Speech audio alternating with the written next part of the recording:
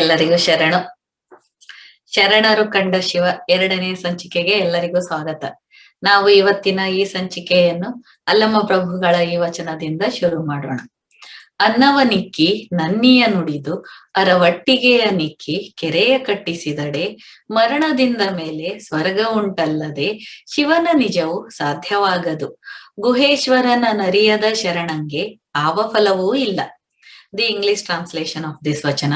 Feeding others, speaking truth, making for water charity for the thirsty, building water tank, these acts may win heaven after death, but not Shiva's truth.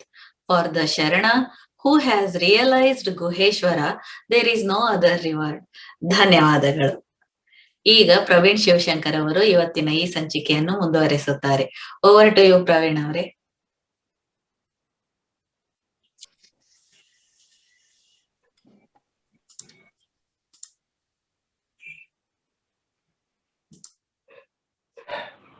ಎಲ್ಲರಿಗೂ ಶರಣಾರ್ಥಿ. ಮಹಾಶಿವರಾತ್ರಿಯ ದಿನ ನಾವು ಈ ಒಂದು ಹೊಸ ಸರಣಿಯನ್ನ ಪ್ರಾರಂಭ ಮಾಡಬೇಕು ಅಂತ ಅನ್ಕೊಂಡು ಶರಣರು ಕಂಡ ಶಿವ ಅನ್ನುವ ಒಂದು ಶೀರ್ಷಿಕೆ ಅಡಿಯಲ್ಲಿ ಒಂದಷ್ಟು ಶಿವಾನುಸಂಧಾನವನ್ನ ಮಾಡೋಣ ಅನ್ನುವ ಉದ್ದೇಶವನ್ನ ಇಟ್ಟುಕೊಂಡ್ವಿ. ಮಹಾಶಿವರಾತ್ರಿಯ ದಿನ ಶಿವನ ಕುರಿತು ಏನಾದ್ರೂ ಮಾತಾಡ್ಬೇಕು ಅನ್ಕೊಂಡಿದ್ದಾಗ ಅರ್ಧ ಗಂಟೆನಲ್ಲೆಲ್ಲ ಶಿವ ಅನ್ನುವ ತತ್ವವನ್ನ ಹೇಗೆ ಅದನ್ನ ಮುಗಿಸಿದು ಅದಕ್ಕೆ ಶಕ್ತಿ ಇದ್ದಷ್ಟರ ಮಟ್ಟಿಗೂ ಕೂಡ ಒಂದಷ್ಟು ನ್ಯಾಯವನ್ನ ಒದಗಿಸೋದು ಸಾಧ್ಯವಾಗೋದಿಲ್ಲ ಅನ್ನೋ ಒಂದು ವಿಪರ್ಯಾಸ, ಒಂಥರ ಹೆಲ್ಪ್ಲೆಸ್ನೆಸ್ ಅನುಭವಕ್ಕೆ ಬರುತ್ತಲ್ಲ. ಸೊ ಹಾಗಾಗಿ ಇದನ್ನೇ ಇನ್ನೊಂದು ಸರಣಿ ಅಂತ ಯಾಕೆ ಮಾಡ್ಕೊಂಡು ಮುಂದಕ್ಕೆ ತಗೊಂಡು ಹೋಗ್ಬಾರ್ದು ಅಂತ ಅನ್ಕೊಂಡು ಈಗ ಶುರುವಾದದ್ದು.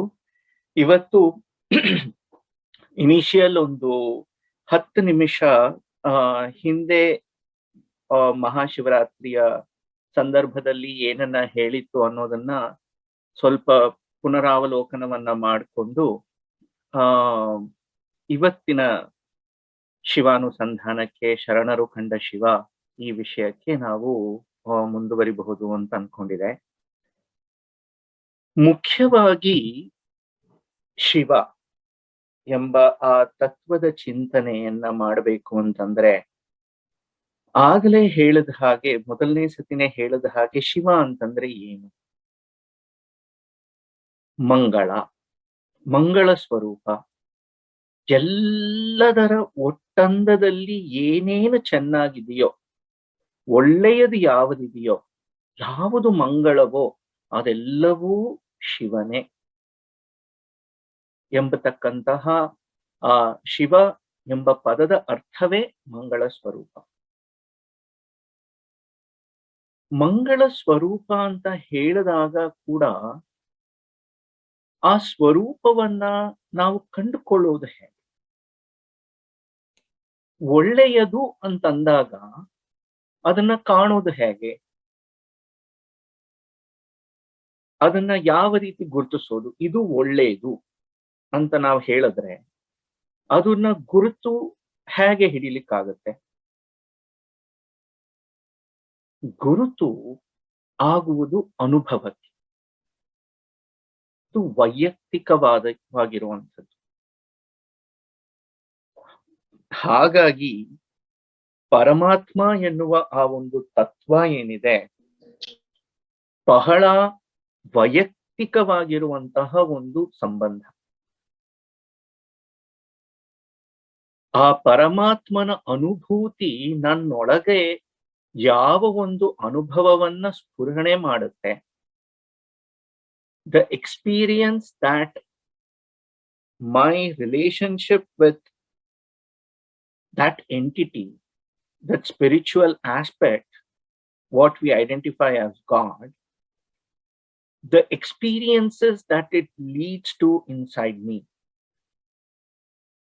What do I feel? And when those experiences crystallize and give me that feeling of happiness, of everything that is auspicious, ultimately leading to that unalloyed pure happiness. That is Shiva. And you cannot but not fall in absolute dedicated love with anything and everything that is so pure and that is so auspicious. ಅಂತಹ ಶಿವನನ್ನ ನಾವು ಒಂದು ಆಕಾರವನ್ನ ಇಟ್ಟು ನೋಡಬೇಕಾ, ಆಕಾರವಿಲ್ಲದೆ ನೋಡಬೇಕಾ? ಹೋದ ವಾರವಷ್ಟೇ, last weekend, 14th of March, by the way, it was celebrated as Pi Day. Pi, not the pie that we eat, apple pie adalla, the constant, the mathematical constant pi, 3.14 ಅಂತ ಬರುತ್ತಲ್ಲ. ಸೊ 3.14152 ಅನ್ಕೊಂಡು ಅದು continue ಹಾಕೊಂಡು ಹೋಗ್ತಾ ಇರುತ್ತೆ. That's a constant that runs to infinity. ಆ infinity ವ್ಯಾಲ್ಯೂನ for all practical purposes, whether we are trying to calculate the area of a circle or anything else, or find out the diameter of the circumference of the circle,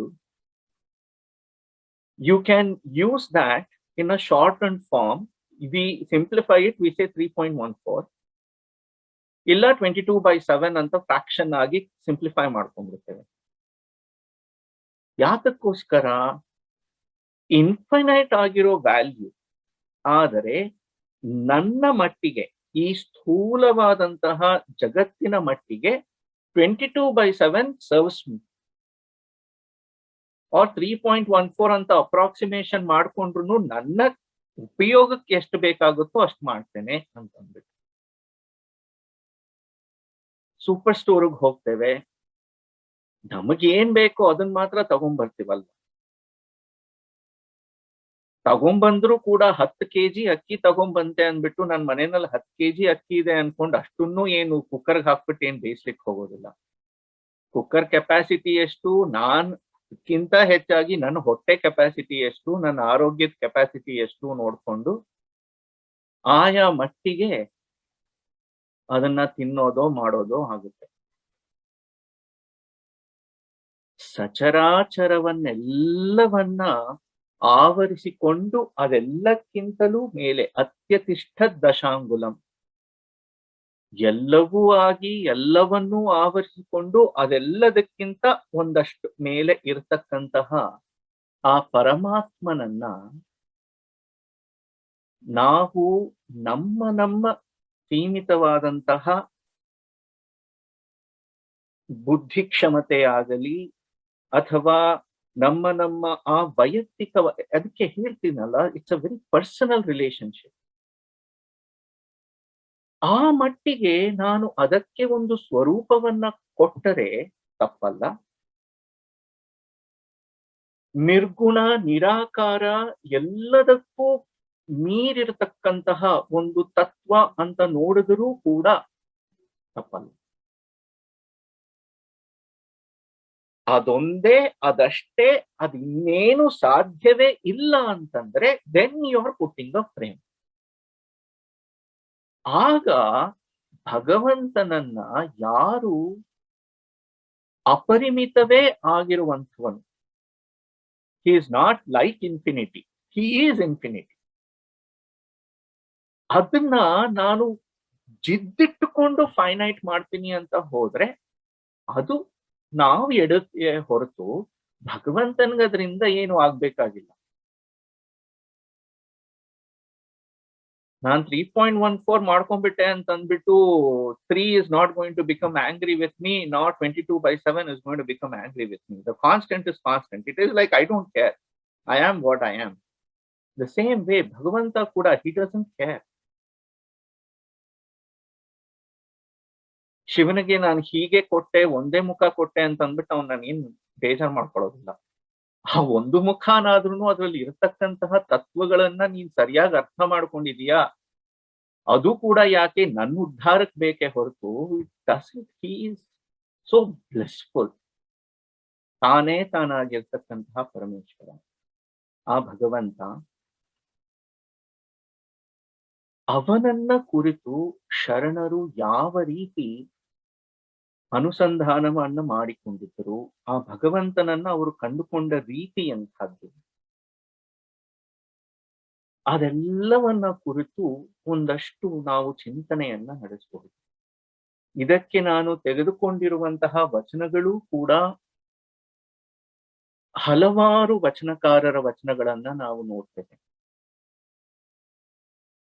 ಕೆಲವರು ತುಂಬಾ ಪ್ರಸಿದ್ಧರಾದಂತಹ ವಚನಕಾರರು, ಅಷ್ಟಾಗಿ ಪ್ರಸಿದ್ಧಿಯನ್ನ ಪಡೆದೇ ಇರುವಂತಹ ವಚನಕಾರರು, ಪ್ರಸಿದ್ಧ ವಚನಕಾರರ ಅಷ್ಟಾಗಿ ಪ್ರಸಿದ್ಧಿಯನ್ನ ಪಡೆದೇ ಇರುವಂತಹ ವಚನಗಳು, ಬಹಳ ಪ್ರಸಿದ್ಧಿಯನ್ನ ಪಡೆದಿರುವಂತಹ ವಚನಗಳನ್ನು ಕೂಡ, ಎಲ್ಲವನ್ನೂ ಕೂಡ ಒಟ್ಟಂದದಲ್ಲಿ ಇಲ್ಲಿನ ಉದ್ದೇಶ ಏನು ಅಂತಂದ್ರೆ, ಪರಮಾತ್ಮನನ್ನ ನಾವು ಎಷ್ಟು ಸಾಧ್ಯವೋ ನಮ್ಮ ಇತಿಮಿತಿಗಳ ಒಳಗಡೆನೆ ಎಷ್ಟು ಅರಿಲಿಕ್ಕಾಗುತ್ತೋ ಅಷ್ಟನ್ನ ಅರಿಯೋ ಪ್ರಯತ್ನವನ್ನ ಮಾಡುವುದು ಅಂತಂದ್ಬಿಟ್ಟು, ಕಳೆದ ಬಾರಿ ಆ ತತ್ವವನ್ನೇ ಸೃಷ್ಟಿ ಸ್ಥಿತಿಲಯಕ್ಕೆ ಮೀರಿದಂತಹ ಪರಮಾತ್ಮನನ್ನ ಎಷ್ಟು ಆಪ್ತವಾಗಿ ಮಾಡ್ಕೊಳ್ತೇವೆ ಅಂತಂದ್ರೆ, ಅವನನ್ನ ಅವಳನ್ನ ಅದನ್ನ ಹೇಗ್ ಬೇಕಾದ್ರೂ ಸಂಬೋಧನೆ ನಿಮ್ಮ ಖುಷಿಗೆ ಬಿಟ್ಟದ್ದು. ಪೇಟ್ರಿಯಾರ್ಕಲ್ ಸಿಸ್ಟಮ್ ಅವನನ್ನ ಅಂತ ಮಾತ್ರ ಹೇಳ್ತಾ ಇದ್ದಾರೆ. No, we are in the modern feminist kind of like centric situation. No, absolutely, whatever that goes for you, works for you, please take that. ಆ ಪರಮಾತ್ಮನನ್ನ ಛೇಡಿಸೋದಕ್ಕೂ ಕೂಡ ಏನು ಬಿಂಕ ಇಲ್ಲ. ಎಷ್ಟು ಆಪ್ತವಾಗಿ ಹೋಗುತ್ತೆ ಅಂತಂದ್ರೆ, ಜಗಳ ಆಡಿದ್ರು ದೇವ್ರ ಜೊತೆನೆ ಜಗಳ ಆಡೋದು, ದೇವ್ರ ಬಗ್ಗೆ ಕಂಪ್ಲೇಂಟ್ ಮಾಡ್ಬೇಕು ಅಂದ್ರೂ ದೇವ್ರಿಗೇನೆ ಕಂಪ್ಲೇಂಟ್ ಮಾಡೋದು. ನಿನ್ನನ್ನೇ ಕರೀತಾ ಇದ್ದೇನೆ, ಕರುವಿನ ಹಾಗೆ ಅಂಬಾ ಅಂಬಾ ಅಂತ ಕರೀತಾ ಇರೋ ಹಾಗೆ ನಿನ್ನನ್ನೇ ಕರೀತಾ ಇದ್ದೇನೆ, ನಿನ್ನ ಕೇಳಿಸ್ಕೊಳ್ತಾ ಇಲ್ವಲ್ಲ ನೀನು ಅಂತ ಕೂಡ ಕಂಪ್ಲೇಂಟ್ ಯಾರಿಗೆ ಕೊಡ್ಬೇಕು? ದೇವ್ರಿಗೆ ಕೊಡ್ಬೇಕು, ಹೈಯೆಸ್ಟ್ ಅಥಾರಿಟಿ. ಅವನ್ಗಿಂತ ಮೇಲೆ ಅವನ ಮೇಲೆ ಕಂಪ್ಲೇಂಟ್ ಮಾಡೋದಕ್ಕೆ ಯಾರ ಹತ್ರನೂ ಹೋಗಕ್ಕಾಗುದಿಲ್ಲ. ಮಗು ತಾಯಿ ಹೊಡೆದ್ರು ಕೂಡ ಅಮ್ಮ ಅಂತಾನೆ ಅಳುತ್ತೆ. ಹಿಡ್ಕೊಂಡು ಹೋಗಿ ತಾಯಿ ಹೊಡಿತಾ ಇದ್ರು ಕೂಡ ಬಚ್ಚಿಟ್ಕೊಂಡು, ಆಕೆ ಸೆರಗಲ್ಲೇ ಬಚ್ಚಿಟ್ಕೊಂಡು ಬೇಡ ಬೇಡ ಅಂತ ಅನ್ಕೊಂಡು ಅಳುವ ಹಾಗೆ ಭಕ್ತ ಭಗವಂತನ ಸಂಬಂಧ. ಅಂತಹ ಒಂದು ವಚನವನ್ನ, ಅದರಲ್ಲಿ ನಾವು ಅಲ್ಲಮ ಪ್ರಭುಗಳ ಒಂದು ವಚನವನ್ನ ತಗೊಂಡು ಪ್ರಾರಂಭದಲ್ಲಿ ತಗೊಂಡಿದ್ದದ್ದು, ತಾಯಿ ತಂದೆ ಇಲ್ಲದ ಕಂದ ನಿನಗೆ ನೀನೇ ಹುಟ್ಟಿ ಬೆಳೆದೆಯಲ್ಲ, ಅಪ್ಪ ಅಮ್ಮ ಇಲ್ದಿರೋನು, ನಿನಗ್ ನೀನೇ ಹುಟ್ಟದವನು, ಸ್ವಯಂಭೂ, ನಿನಗೆ ನೀನೇ ಹುಟ್ಟಿ ಬೆಳೆದೆಯಲ್ಲ, ನಿನ್ನ ಪರಿಣಾಮವೇ ನಿನಗೆ ಪ್ರಾಣ ತೃಪ್ತಿಯಾಗಿರ್ದೆಯಲ್ಲ, ಭೇದಕರಿಗೆ ಅಭೇದ್ಯನಾಗಿ ನಿನ್ನ ನೀನೇ ಬೆಳಗುತ್ತಿರ್ದೆಯಲ್ಲ, ನಿನ್ನ ಚರಿತ್ರ ನಿನಗೆ ಸಹಜ Guheshwara. It comes so natural to you. ನಾವೇನಾದ್ರೂ ಆಗ್ಬೇಕು ಅಂತಂದ್ರೆ ನಾವು ಪ್ರಯತ್ನ ಪೂರ್ವಕವಾಗಿ ಏನಾದ್ರೂ ಒಂದು ಆಗ್ಬೇಕಾಗತ್ತೆ. ಭಗವಂತನಿಗೆ ಆ ಮಹಿಮೆಯಾಗಲಿ, ಆ ಭಗವತ್ ಶಕ್ತಿಯಾಗಲಿ, ತಾನು ಆ ಪರಮಾತ್ಮ ಎನ್ನತಕ್ಕಂತಹ ಆ ಒಂದು that sort of like a characteristic, it is natural. He is just himself.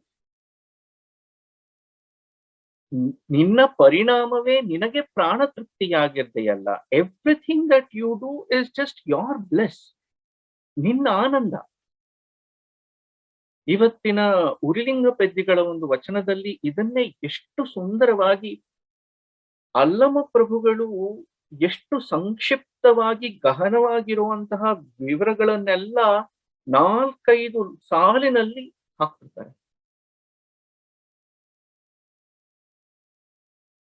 ಅದನ್ನ ವಿಶದವಾಗಿ ಉರ್ಲಿಂಗ ಪ್ರತಿಗಳ ಒಂದು ವಚನದಲ್ಲಿ ನಾವಿವತ್ತು ನೋಡೋಣಂತೆ. ಅದನ್ನ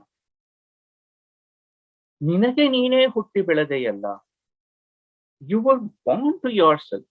you are your own source. It's such a paradoxical concept to even wrap your head around it.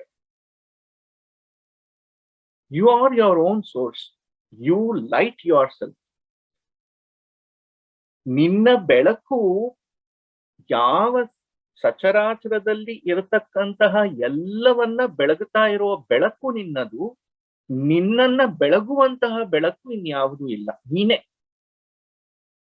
ನಿನ್ನನ್ನ ನೀನೇ ಬೆಳಗಿಸ್ಕೊಳ್ಳುವನು ಕೂಡ ನೀನೇನೆ. ಎಲ್ಲ ಸೂರ್ಯ ಚಂದ್ರ ನಕ್ಷತ್ರಗಳಾಗಲಿ ನಾವು ಏನೇನು ನೋಡ್ತಾ ಇದ್ದೇವೋ ಅದೆಲ್ಲವನ್ನ ಬೆಳಕತಕ್ಕಂತಹ ಬೆಳಕು ಕೂಡ ಎಲ್ಲ ನಿನ್ನ ಎರವಲು. They have all been borrowed from you, but you are self illuminating.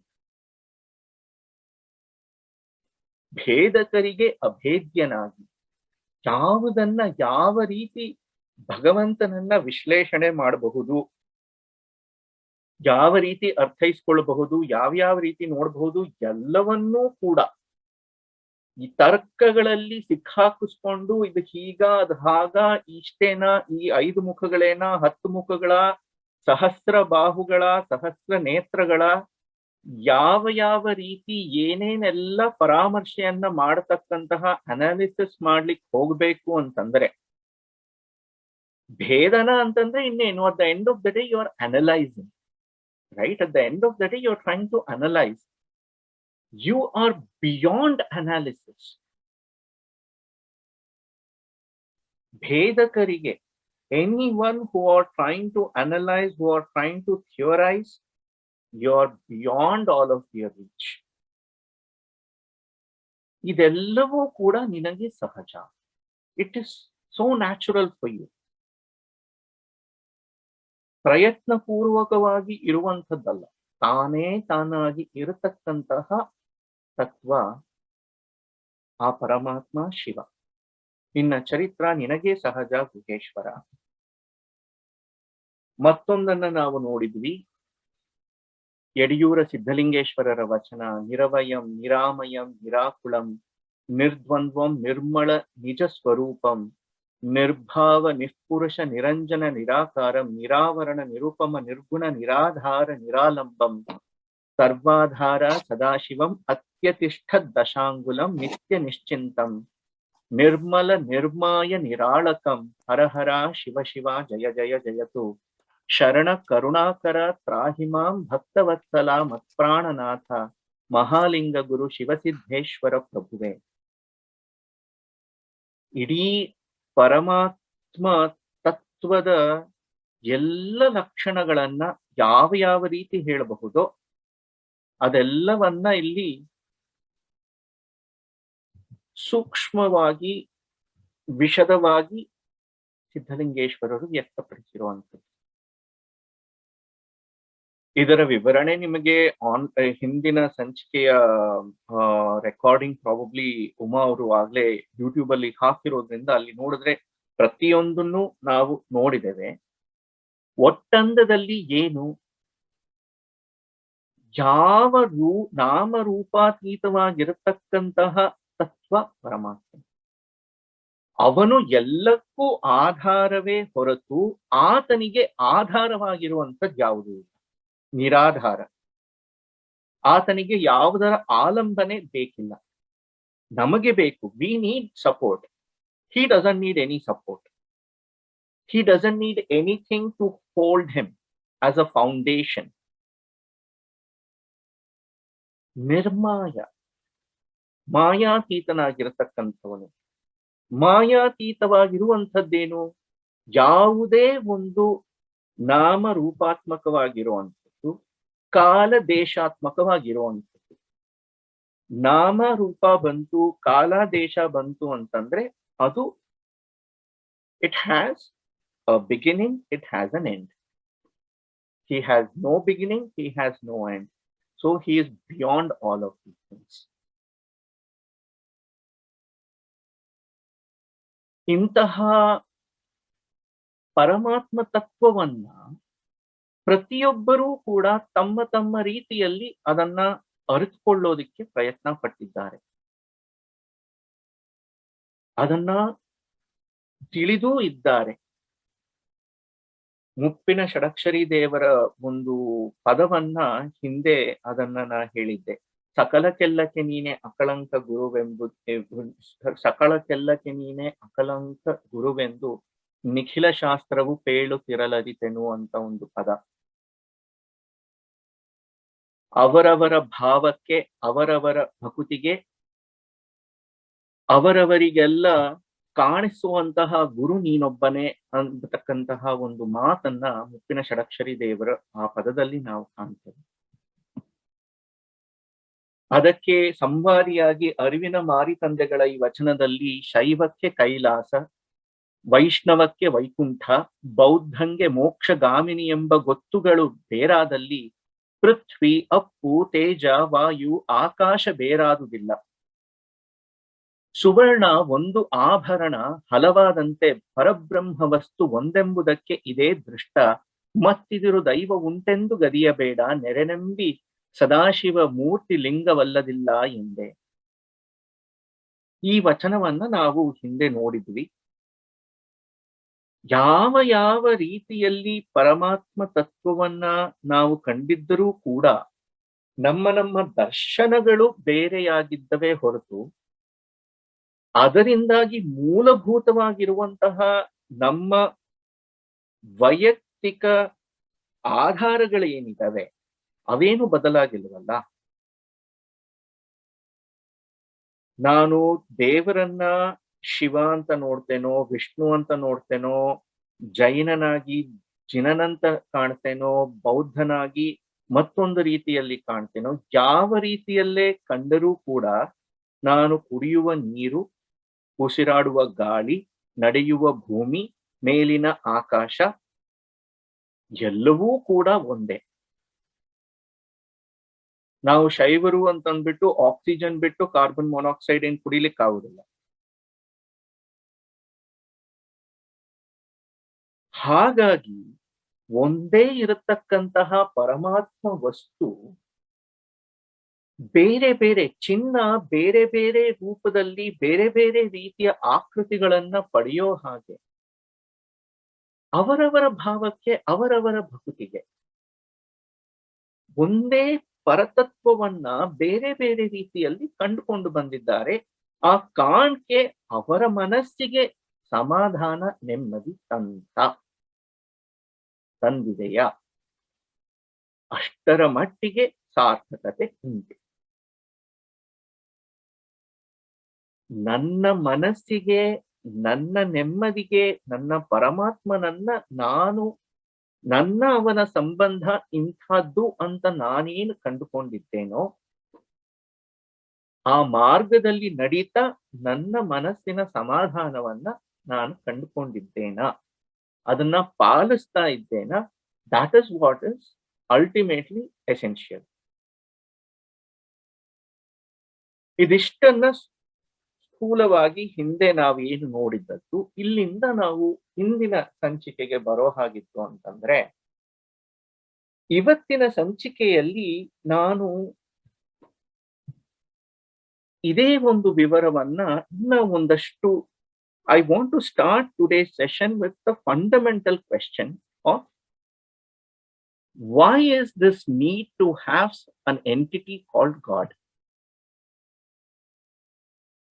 ಪರಮಾತ್ಮ, ಭಗವಂತ ಎಂಬತಕ್ಕಂತಹ ತತ್ವದ ಅವಶ್ಯಕತೆ ಏಕೆ ಇದೆಯಾ ಇಲ್ವಾ ಎಂಬತಕ್ಕಂತಹ ಪ್ರಶ್ನೆಗಳನ್ನ ಬಹಳಷ್ಟು ಜನ ಎತ್ತಿ ಅದನ್ನ ಪರಾಮರ್ಶೆ ಮಾಡಿ ದೇವ್ರಿದ್ದಾನ, ದೇವ್ರ ಇಲ್ವಾ, ಇದ್ರೆ ಹೀಗ ಹಾಗ ಅನ್ನೋದೆಲ್ಲವನ್ನ ತುಂಬಾ ಅದನ್ನೆಲ್ಲ ಅನಾಲಿಸಿಸ್ ಆಗಿದೆ. At the heart of all of these analysis, ಈ ಎಲ್ಲದಕ್ಕೂ ಮೂಲಭೂತವಾಗಿ ಇರತಕ್ಕಂತಹ ಪ್ರಶ್ನೆಗಳು ಏನು ಅನ್ನೋದನ್ನ ನಾವು ಶುರುವಿನಲ್ಲಿ ಅದನ್ನ ಒಂದಷ್ಟು ನೋಡೋಣ ಅಂತ ಅನ್ಕೊಂಡಿದ್ದದ್ದು. ಶೂನ್ಯ ಸಂಪಾದನೆಯ ಸಂಚಿಕೆಗಳನ್ನ ಮಾಡುವಾಗ ಕೂಡ ನಾ ಇದನ್ನ ಒಂದ್ ಸ್ವಲ್ಪ ಶಾರ್ಟ್ ಫಾರ್ಮ್ ಅಲ್ಲಿ we had touched upon it. ಮುಖ್ಯವಾಗಿ ಯಾವುದೇ ಒಂದು ದರ್ಶನವಾಗಲಿ ಅದು ನಾಸ್ತಿಕ್ಯವಾಗಿರಬಹುದು ಅಥವಾ ಆಸ್ತಿಕ್ಯವಾಗಿರಬಹುದು. ದೇವ್ರ ಇದ್ದಾನೆ ಅಂತ ಇದ್ಕೊಂಡಿರ್ಲಿ, ದೇವ್ರ ಇಲ್ಲ ಅಂತ ಹೇಳೋದಿರ್ಲಿ. What are they trying to address? If we look at that, primarily there are 5 things that come to mind. ಜೀವ ಅಂದರೆ ನಾನು, ವ್ಯಕ್ತಿ, ಒಂದು ಜೀವ. ಸ್ಥೂಲವಾಗಿ ನಾನು ಅಂತ ತಗೊಂಡ್ರೆ each one of them individually. ಜೀವ ಜಗತ್ತು. ಜಗತ್ತು ಯಾವುದು? ಜೀವಕ್ಕೆ ಭಿನ್ನವಾಗಿ ಜೀವದ ಹೊರಗೆ ಒಳಗೆ ಇರತಕ್ಕಂತಹ ಎಲ್ಲವನ್ನೂ ಕೂಡ ಜಗತ್ತು ಅಂತ ನಾವು ಅದನ್ನ ಗಣನೆಗೆ ತೆಗೆದುಕೊಂಡ್ರೆ, ಈ ಜೀವ ಜಗತ್ತುಗಳ ನಡುವಣ ಸಂಬಂಧಗಳೇನಿದೆ, ಈ ತಾಕಲಾಟಗಳು ಏನಿದೆ, the whole interaction between an individual and everything else that is around that individual. ಸೃಷ್ಟಿ ಅಂತಾನೆ ತಗೊಳ್ಳಿ. ಜೀವ ಇದೆ, ಜಗತ್ತಿದೆ. ಈ ಜೀವ ಜಗತ್ತುಗಳ ನಡುವಿನ ಒಂದಷ್ಟು ಸಂಬಂಧಗಳು, ಘರ್ಷಣೆಗಳು ಎಲ್ಲವೂ ಕೂಡ ಆಗ್ತಾ ಇರುವಂಥದ್ದು. ಈ ಎಲ್ಲದಕ್ಕೂ ಒಂದು ಕಾರ್ಯಕಾರಣ ಸಂಬಂಧ. There has to be a cause and effect. Ultimately, it is about, okay, is there a cause and effect to all of these things? Ancient man, when he was seeing everything that was happening around him, the question always arises, ಯಾತಕ್ಕೋಸ್ಕರ ಇದು ಯಾಕೆ ಆಯಿತು? ಚೆನ್ನಾಗಿ ಏನಾದ್ರೂ ಆಯ್ತು ಅಂತಂದ್ರೆ ಆ ಚೆನ್ನಾಗಿರುವಂಥದ್ದನ್ನ ಮತ್ತೆ ಮತ್ತೆ ಪುನರಾವರ್ತನೆ ಮಾಡಿಕೊಳ್ಳಬೇಕು. ಯಾಕೆಂದ್ರೆ ಅದರ ಅನುಭವ, ಆ ಚೆನ್ನಾಗಿರುವುದರ ಅನುಭವ ನನಗೆ ಮತ್ತೆ ಬೇಕು ಎಂಬತಕ್ಕಂಥದ್ದು. ಯಾವುದೋ ಒಂದು ಚೆನ್ನಾಗಿಲ್ಲ ಅಂತಂದ್ರೆ ಅದರಿಂದ ನನಗೆ ದುಃಖವಾಯಿತೋ, ನೋವಾಯಿತೋ, ಅಪಾಯ ಉಂಟಾಯಿತು ಅಂತಂದ್ರೆ ಅದನ್ನ ತಡೆಯಬೇಕು ಎಂಬತಕ್ಕಂತಹ ಒಂದು ಸ್ಫುರಣೆ. ಯಾಕೆ? Ultimately at the end of the day it is all about life, living. If I am living, I want to repeat the experiences of everything that was good, and I want to prevent all of those experiences that were detrimental, that I did not feel happy about, that I did not feel good about.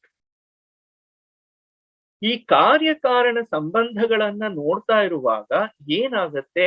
ಎಲ್ಲದಕ್ಕೂ ಒಂದು ಕಾರಣವಿರಬೇಕು. There has to be a reason behind everything that I am seeing ಅನ್ನುವ ಒಂದು ಪ್ರಶ್ನೆ ಬರುತ್ತೆ.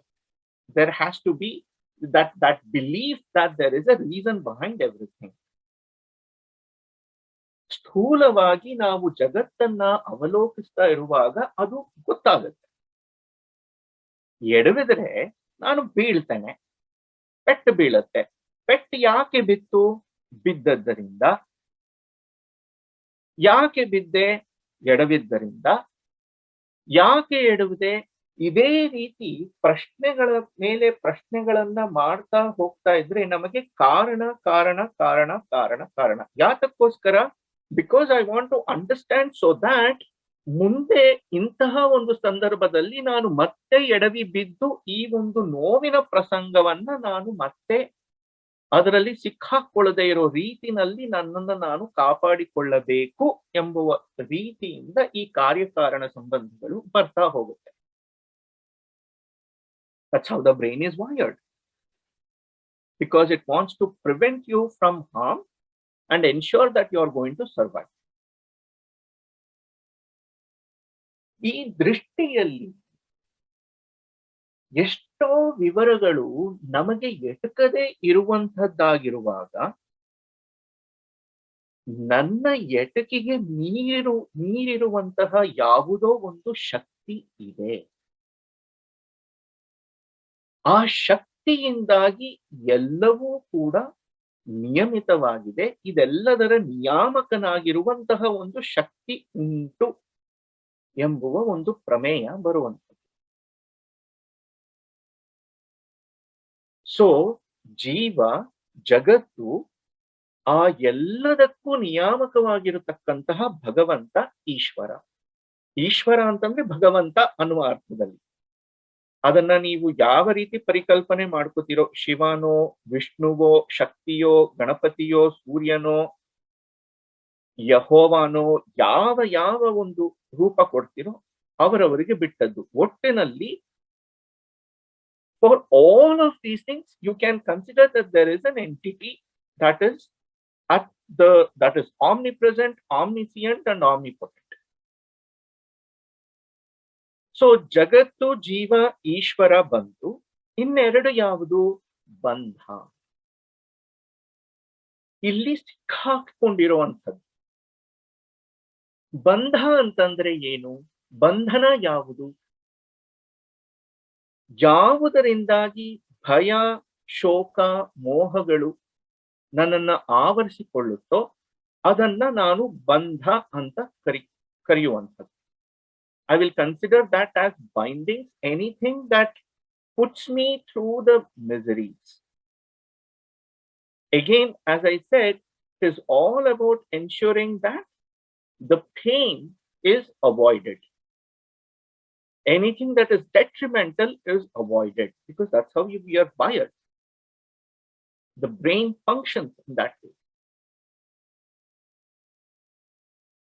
So ಬಂಧ ಅನ್ನುವುದು ಬಂತು ಅಂತಂದ್ರೆ ಭಯ, ಶೋಕ, ಮೋಹ, fear, agony, pain, sadness, and then that longing, ಮೋಹ, ಯಾವುದೋ ಒಂದು ಬೇಕು, ಅದು ನನಗೆ ಸಿಗಬೇಕು ಎನ್ನುವ ಒಂದು ಹಪಹಪ. ಇದೆಲ್ಲದಕ್ಕೂ ಆಧಾರವಾಗಿರುವಂಥದ್ದೇನು? ಆಸೆ, ಡಿಸೈರ್ಸ್. ಆ ಆಸೆಯ ಮೂಲಭೂತವಾದಂತಹ ಆ ಒಂದು ಬೇರು ಎಲ್ಲಿದೆ? ಈ ದೇಹ ನಾನು ಎನ್ನುವ ಒಂದು ಭಾವನೆಯಲ್ಲಿದೆ. This is my body, I am this body and I have to protect this. I have to ensure that I'm going to be successful. I have to ensure that I'm going to be most super successful, super happy, above everybody. Everything should be at my beck and call, because that gives me ultimately a lot of pleasure. Why? Because pleasure is linked to my feeling of happiness. ಯಾವಾಗ ನನಗೆ ಇದು ಯಾವುದೋ ಒಂದು ಸಿಕ್ಕೋದಿಲ್ಲ ಅಂತ ಆಯ್ತು ಅಂತಾರೆ, ನಾನು ಆಸೆ ಪಟ್ಟದ್ದು ಯಾವುದೋ ಒಂದು ಸಿಕ್ತಿಲ್ಲ ಅಂತಾದರೆ, ಅದು ಸಿಗದೇ ಇರೋದ್ರಿಂದಾಗಿ ನನಗೆ ಏನೋ ಆಗತ್ತೆ ಎಂಬತಕ್ಕಂತಹ ಭಯ, ಅದು ಸಿಗಲಿಲ್ಲವಲ್ಲ ಅನ್ನುವ ಒಂದು ಶೋಕ, ಅದು ನನಗೆ ಸಿಗಬೇಕು, ನನಗೆ ಅದು ಬೇಕು ಎಂಬತಕ್ಕಂತಹ ಅದರ ಮೇಲಿನ ಆ ಆಸೆಯ, ಆ ಪ್ರೀತಿಯಿಂದಾಗಿ ಬರುವಂತಹ ಮೋಹ. ಇದರಿಂದಾಗಿ ನಾನೇನ್ ಮಾಡ್ತೇನೆ? I go through this whole aspect of pursuing it, and in that pursuit I undertake a lot of things, and for all the things that I undertake there are going to be consequences. The actions that I take will always have consequences, and I am responsible for those consequences. I have to experience those consequences, and those consequences will again lead me to take more actions, to again go through the same experiences over and over and over again. So ಅಲ್ಲಲ್ಲೇ ಎತ್ತು ಗಾಣ ಸುತ್ತಾ ಇರೋ ಹಾಗೆ ಆ ಗಾಣದಲ್ಲಿ ನೀವು ಕಾಳಿದೆಯಾ, ಏನಿದೆ, ಏನು ಅದಕ್ಕೆ ಪರಿವೆಯೇ ಇಲ್ಲ, ಸುಮ್ಮನೆ ಸುತ್ತಾ ಇರೋ ಹಾಗೆ ಪುನರಪಿ ಜನನಂ ಪುನರಪಿ ಮರಣಂ ಪುನರಪಿ ಜನನಿ ಜಠರೇ ಶಯನಂ ಇಹ ಸಂಸಾರೆ ಬಹುದುಸ್ತಾರೆ ಕೃಪಯಾಪಾರೆ ಪಾಹಿ ಮುರಾರೆ ಅಂತ ಮೋಹ ಮುದ್ಗರದಲ್ಲಿ ಶಂಕರಾಚಾರ್ಯರು ಹೇಳಿರುವ ಮತ್ತೆ ಮತ್ತೆ ಹುಟ್ಟು ಸಾವುಗಳ ಈ ಚಕ್ರದಲ್ಲಿಯೇ ಬಂದು ಬಂದು ಬಂದು ಬಂದು ಆಗ್ತಾ ಇರೋದು ಬಂಧ. ಈ ಬಂಧವನ್ನ ಬಿಡಿಸ್ಕೊಳ್ಳಬೇಕು, ಈ ಬಂಧದಿಂದ ನಾನು ಹೊರಗೆ ಬರಬೇಕು ಅಂತಂದ್ರೆ ಅದು ಮೋಕ್ಷ. ಯಾವುದು ಮೋಕ್ಷ? ಈ ಭಯ ಶೋಕ ಮೋಹಗಳ ನಿವಾರಣೆ ಮೋಕ್ಷ. ಆ ಮೋಕ್ಷದ ಸ್ವರೂಪ ಏನು? ನನಗೆ ಭಯ ಇಲ್ಲ, ನನಗೆ ದುಃಖ ಶೋಕಗಳಿಲ್ಲ, ಮೋಹಗಳಿಲ್ಲ ಅಂತಂದರೆ ನನ್ನ ಸ್ಥಿತಿ ಎಂಥದ್ದು? ನೆಮ್ಮದಿಯಾಗಿದ್ದೇನೆ ಅನ್ನುವ ಸ್ಥಿತಿ. I am contented, I am peaceful, I am not disturbed. ತಿಳಿಯಾದ ನೀರು, completely like so simple and so unperturbed that everything is like so transparent. Can we truly be transparent? ನಮ್ಮನ್ನೇ ನಾವು ಪ್ರಶ್ನೆ ಮಾಡಿಕೊಂಡ್ರೆ ಅಷ್ಟು ಪಾರದರ್ಶಕವಾಗಿ ಇರಲಿಕ್ಕೆ ಯಾವಾಗ ಸಾಧ್ಯವಾಗುತ್ತೆ? ನೆಮ್ಮದಿಯಿಂದ ಇರುವಾಗ ಮಾತ್ರ ಆ ಪಾರದರ್ಶಕತೆ ಸಾಧ್ಯ. ಎಲ್ಲಿ ತನಕ ನೆಮ್ಮದಿ ಇರೋದಿಲ್ವೋ, we are either opaque or we are translucent. ಯಾಕೆ? ನಾ ಏನೋ ಹೇಳ್ದೆ ಅಂತಂದ್ರೆ ಅದರ ಪರಿಣಾಮವಾಗಿ ನಾನೇನೋ ಹೇಳ್ದೆ, ನಾ ಏನೋ ಮಾಡ್ದೆ, ನಾ ಏನೋ ಕಂಡೆ, ಎಲ್ಲದರ ಪರಿಣಾಮ ಚಿಂತನೆ ಆಗ್ತಾ ಇರುತ್ತಲ್ಲ, ಎಲ್ಲದರ ಪರಿಣಾಮ ಚಿಂತನೆಯ ಹಿಂದೆ ಇರತಕ್ಕಂಥದ್ದು ಭಯ ಶೋಕ ಮೋಹ.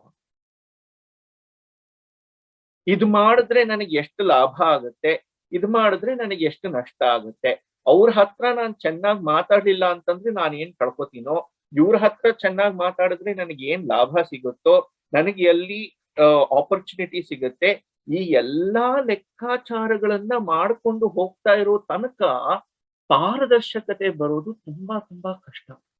Because we are always thinking and thinking about what is going to happen, what is going to happen, what is going to happen. If I can be absolutely, if you are absolutely happy, ಮಗುನ ನೋಡಿ, ನೆಮ್ಮದಿಯಾಗಿ ಸಂತೋಷವಾಗಿ ಇರುವಂತಹ ಮಗುವನ್ನ ನೋಡಿದ್ರೆ ಆಗ ನಿಮಗೆ ನಿಜವಾಗಿಯೂ ಆ ಸಂತೋಷದ ಸ್ಥಿತಿಯ ಒಂದಷ್ಟು ಸ್ಫುರಣೆ ಆದ್ರೂ ನಿಮಗೆ ಒಂದಷ್ಟರ ಮಟ್ಟಿಗೆ ಬರಬಹುದು. If you are truly peaceful, you are not going to be bothered about anything.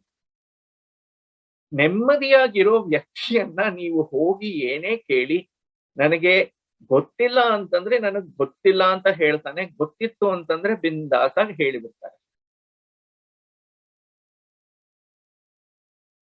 ನೆಮ್ಮದಿಯ ಲಕ್ಷಣ, ಸಂತೋಷದ ಲಕ್ಷಣ ಅದು ಪಾರದರ್ಶಕತೆ. You become totally transparent because you are not afraid of anything. So moksha at the end of the day is about that peace, the peace that is there every moment to moment to moment. That happiness, that contentment that stays every moment to moment to moment. ಅದನ್ನ ದೇಹವಿರುವಾಗಲೇ, ನಾವು ಬದುಕಿರುವಾಗಲೇ, ಉಸಿರಾಡ್ತಿರುವಾಗಲೇನೆ ಆ ನೆಮ್ಮದಿ ಸುಖವನ್ನ ನಾವು ಕಂಡುಕೊಂಡ್ರೆ ಅದು ಜೀವನ್ಮುಕ್ತ ಸ್ಥಿತಿ. ಕ್ಷಣ ಕ್ಷಣಕ್ಕೂ ಕೂಡ ಯಾವುದೇ ಒಂದು ಭಯವಿಲ್ಲದೆ, ಚಿಂತೆ ಇಲ್ಲದೆ ನೆಮ್ಮದಿಯಾಗಿ ನಾ ಇರ್ತೇನೆ ಅಂತಂದರೆ ಅದು ಜೀವನ್ಮುಕ್ತ. ಆಮೇಲೆ ಸತ್ತು ಮುಕ್ತಿ ಸಿಕ್ತು, ಇಲ್ಲಿಗೆಲ್ಲೋ ಹೋದೆ ಅಂತೆಲ್ಲ ಹೇಳ್ಕೊಳ್ಳೋ ಅಂತದ್ದು they are assumptions. And you know what happens when you assume things, right? They say, when you assume things, you make an ass of you and me ಅಂತಂದ್ಬಿಟ್ಟು. ಹಾಗಾಗಿ ಶರಣರ ದರ್ಶನದಲ್ಲಿ ಆ ಜೀವನ್ಮುಕ್ತ ಸ್ಥಿತಿಗೆ ಅಷ್ಟು ಪ್ರಾಮುಖ್ಯತೆಯನ್ನ ಕೊಟ್ಟದ್ದು. ಎಲ್ಲೋ ನಾನ್ ಸತ್ತಾದ್ಮೇಲೆ ಕೈಲಾಸ ಸೇರ್ತೀನೋ ಇಲ್ವೋ, ಕೈಲಾಸ ಅನ್ನೋದು ಇದೆಯೋ ಇಲ್ವೋ ಕಂಡೋರ್ ಯಾರು, ನೋಡ್ದೋರ್ ಯಾರು? ಬದುಕಿರುವಾಗ ನೆಮ್ಮದಿಯನ್ನ ಕಂಡೆಯ, ಬದುಕಿರುವಾಗ ನಿನಗೆ ಸಂತೋಷ ಸಿಕ್ತಾ, ಶಾಂತಿ ಸಿಕ್ತೆ.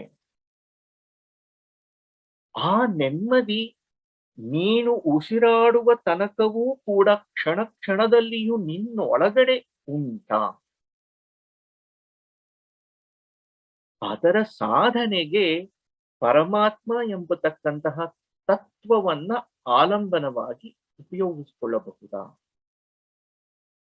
ಆ ಉಪಯೋಗವನ್ನ ನಾನು ಕಾಣಬಹುದು ಅಂತಂದ್ರೆ ಆ ಪರಮಾತ್ಮನನ್ನ ನನ್ನೊಳಗಡೆನೆ ನಾನು ಕಾಣಬೇಕು. ಯಾಕೆ? If I can understand that infinite, powerful, all powerful, because he is that.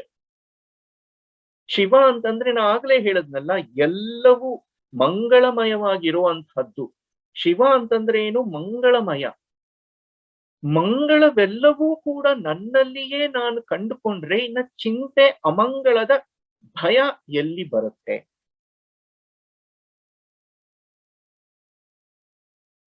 ಹಾಗಾಗಿ ಆ ಶಿವನನ್ನ ನಮ್ಮೊಳಗಡೆಯೇ ನನಗೆ ಅತ್ಯಂತ ಹತ್ತಿರದಲ್ಲಿ ನಾನು ಯಾವ ರೀತಿ ಕಾಣಬಹುದು ಎನ್ನುವ ಮಾರ್ಗಗಳ ವಿವಿಧತೆಯನ್ನ ನಾವು ಯಾವಾಗಿನಿಂದಲೂ ಕೂಡ ನೋಡ್ಕೊಂಡು ಬರ್ತಾನೆ ಇದ್ದೇವೆ. ಅದು ಭಕ್ತಿಯಾಗಿರಬಹುದು, ಜ್ಞಾನವಾಗಿರಬಹುದು, ಕರ್ಮವಾಗಿರಬಹುದು. ಯಾವುದೇ ಈ ಮಾರ್ಗಗಳಿಂದಲೂ ಕೂಡ ಹೊರಗಿನ ಆ ಶಕ್ತಿ ನನ್ನ ಹೊರಗಡೆ ಏನಿದೆ ಅಂತ ನಾನು ನಂಬಿದ್ದೇನೆಯೋ ಅದನ್ನ ನನ್ನ ಒಳಗಡೆನೆ ಕಂಡುಕೊಂಡರೆ, the peace, the happiness that I can experience, that is the pursuit of spiritualism. ಆ ಎಲ್ಲವನ್ನೂ ಕೂಡ ಅವರು ಸಾರಾ ಸಗಟಾಗಿ ತಮ್ಮ ವಚನಗಳಲ್ಲಿ ಉಲ್ಲೇಖ ಮಾಡಿದ್ದರು.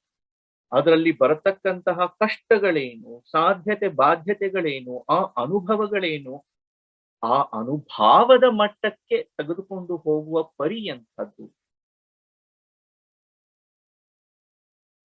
ಇದೆಲ್ಲವನ್ನ ನಾವು ಈ ಸರಣಿಯಲ್ಲಿ ನೋಡ್ತಾ ಬರ್ತೇವೆ. ಮೊದಲಿಗೆ ಜಗತ್ತನ್ನೇ ತೆಗೆದುಕೊಂಡರೆ,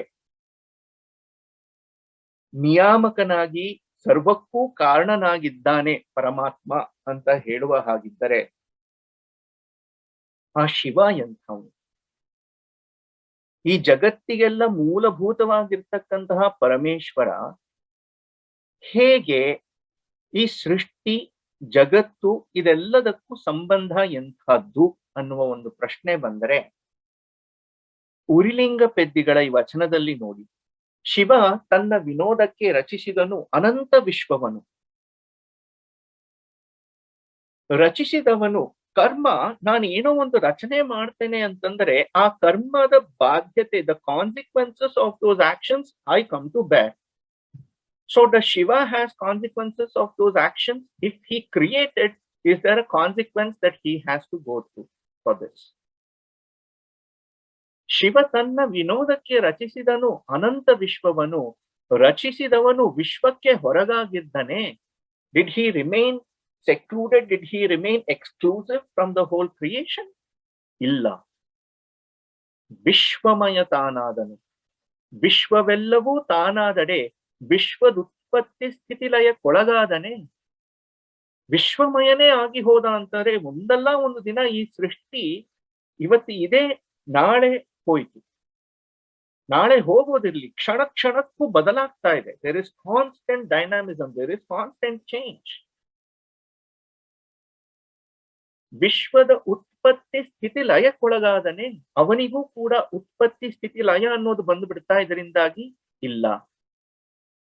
ಅದೇನು ಕಾರಣವೆಂದರೆ ಅಜಾತನಾಗಿ ಉತ್ಪತ್ತಿ ಇಲ್ಲ. ಕರ್ಮರಹಿತನಾಗಿ ಸ್ಥಿತಿಗೊಳಗಲ್ಲ, ಮರಣರಹಿತನಾಗಿ ಲಯಕ್ಕೊಳಗಲ್ಲ.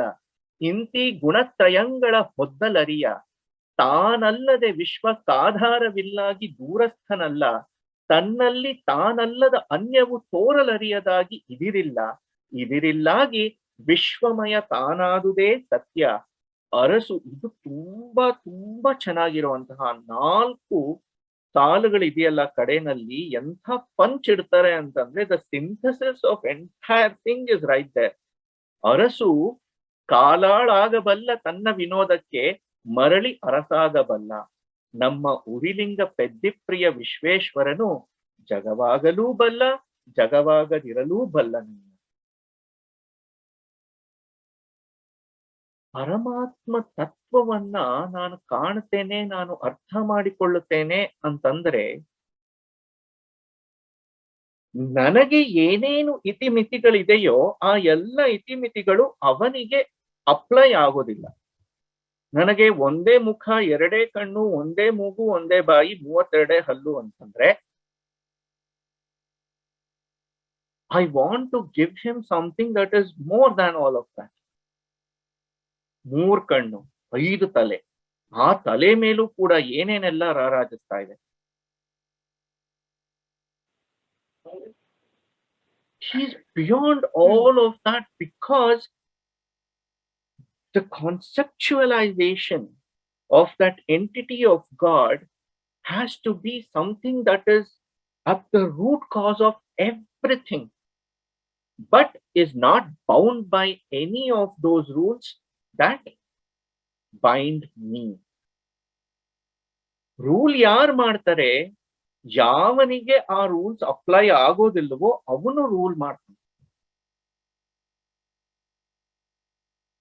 ರೂಲ್ಸ್ ಯಾರು ಬ್ರೇಕ್ ಮಾಡಬಹುದೋ ಅಂಥವರು ರೂಲ್ಸ್ ಮಾಡ್ತಾರೆ. Because they have that capability. ಅದಕ್ಕಾಗಿಯೇ ಪರಮೇಶ್ವರ ಶಿವ ತನ್ನ ವಿನೋದಕ್ಕೆ ರಚಿಸಿದನು ಅನಂತ ವಿಶ್ವವನು. ಯಾತಕ್ಕೋಸ್ಕರ? ಮತ್ತೆ ಕಾರ್ಯಕಾರಣ ಸಂಬಂಧಕ್ಕೆ ಬರ್ತೇವೆ ನಾವು. ಭಗವಂತ ಕೂಡ ಸೃಷ್ಟಿ ಯಾಕೆ ಮಾಡ್ಬೇಕಾಯ್ತು, ಆ ಯಾಕೆ ಅನ್ನೋ ಪ್ರಶ್ನೆ ಬರುತ್ತಲ್ಲ, ಕಾರಣ ಹುಡುಕುವಂಥದ್ದು. ಯಾತಕ್ಕೋಸ್ಕರ? ಅವನ್ಗೆ ಏನ್ ತೀಟೆ ಬೇಕಿತ್ತು?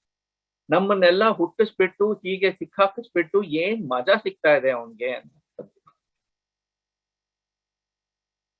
ತನ್ನ ವಿನೋದಕ್ಕೆ. Ultimately, the same way as science also goes with the question of like how, ultimately it comes to a point where it is like, okay, Big Bang. When did Big Bang, why did Big Bang happen? Everything collapsed and collapsed and collapsed, and it became this dense mass and then just exploded, unable to like compress any further. Why did that happen? Why did that happen? Why did that happen? We don't know. Yet to figure out. ಅಧ್ಯಾತ್ಮದಲ್ಲಿ ಲೀಲೆ ಅಂತ ಅಂದ್ಬಿಟ್ಟು ಅದನ್ನ ಮಾಡುವಂಥದ್ದು ಆಗುತ್ತೆ. ಪರಮಾತ್ಮನಿಗೆ as an axiom, when I say that he is omnipotent, then it's up to his will. It is his game. ಅವನಿಗೆ ಅನ್ನಿಸ್ತು ಮಾಡ್ದ. ಹಾಗೆ ಮಾಡಿ ಅದರಿಂದ ಹೊರಗಾಗಿದ್ದನ ಇಲ್ಲ, ಅದರೊಳಗಾಗಿ ವಿಶ್ವಮಯವೇ ತಾನಾಗಿ ಬಿಟ್ಟ. ಹಾಗೆ ವಿಶ್ವಮಯನಾಗಿ ಹೋದಾಗ ವಿಶ್ವಕ್ಕೆ ಇರುವಂತಹ ಸೃಷ್ಟಿ ಸ್ಥಿತಿ ಲಯಗಳೆಲ್ಲವೂ ಕೂಡ ಅವನಿಗೆ ಉಂಟೆ, ಅವನಿಗಿಲ್ಲ. ವಿಶ್ವಕ್ಕುಂಟೆ ಹೊರತು ಆತನಿಗಿಲ್ಲ. ಯಾಕೆ? ಅವನು ಹುಟ್ಟೇ ಇಲ್ಲದವನಾಗಿ ಅವನಿಗೆ ಸೃಷ್ಟಿ, ಅವನಿಗೆ ಒಂದು ಸೃಷ್ಟಿ ಅನ್ನುವುದಿಲ್ಲ. ಆತ ಸೃಷ್ಟಿ ಮಾಡಬಹುದೇ ಹೊರತು ಅವನು ಹುಟ್ಟೇ ಇಲ್ಲ. ಹುಟ್ಟೇ ಇಲ್ಲ ಅಂತಂದ್ರೆ ಬಂದದ್ದು ಹೇಗೆ? ಅದು ಇತ್ತು ಅಷ್ಟೇ. It was.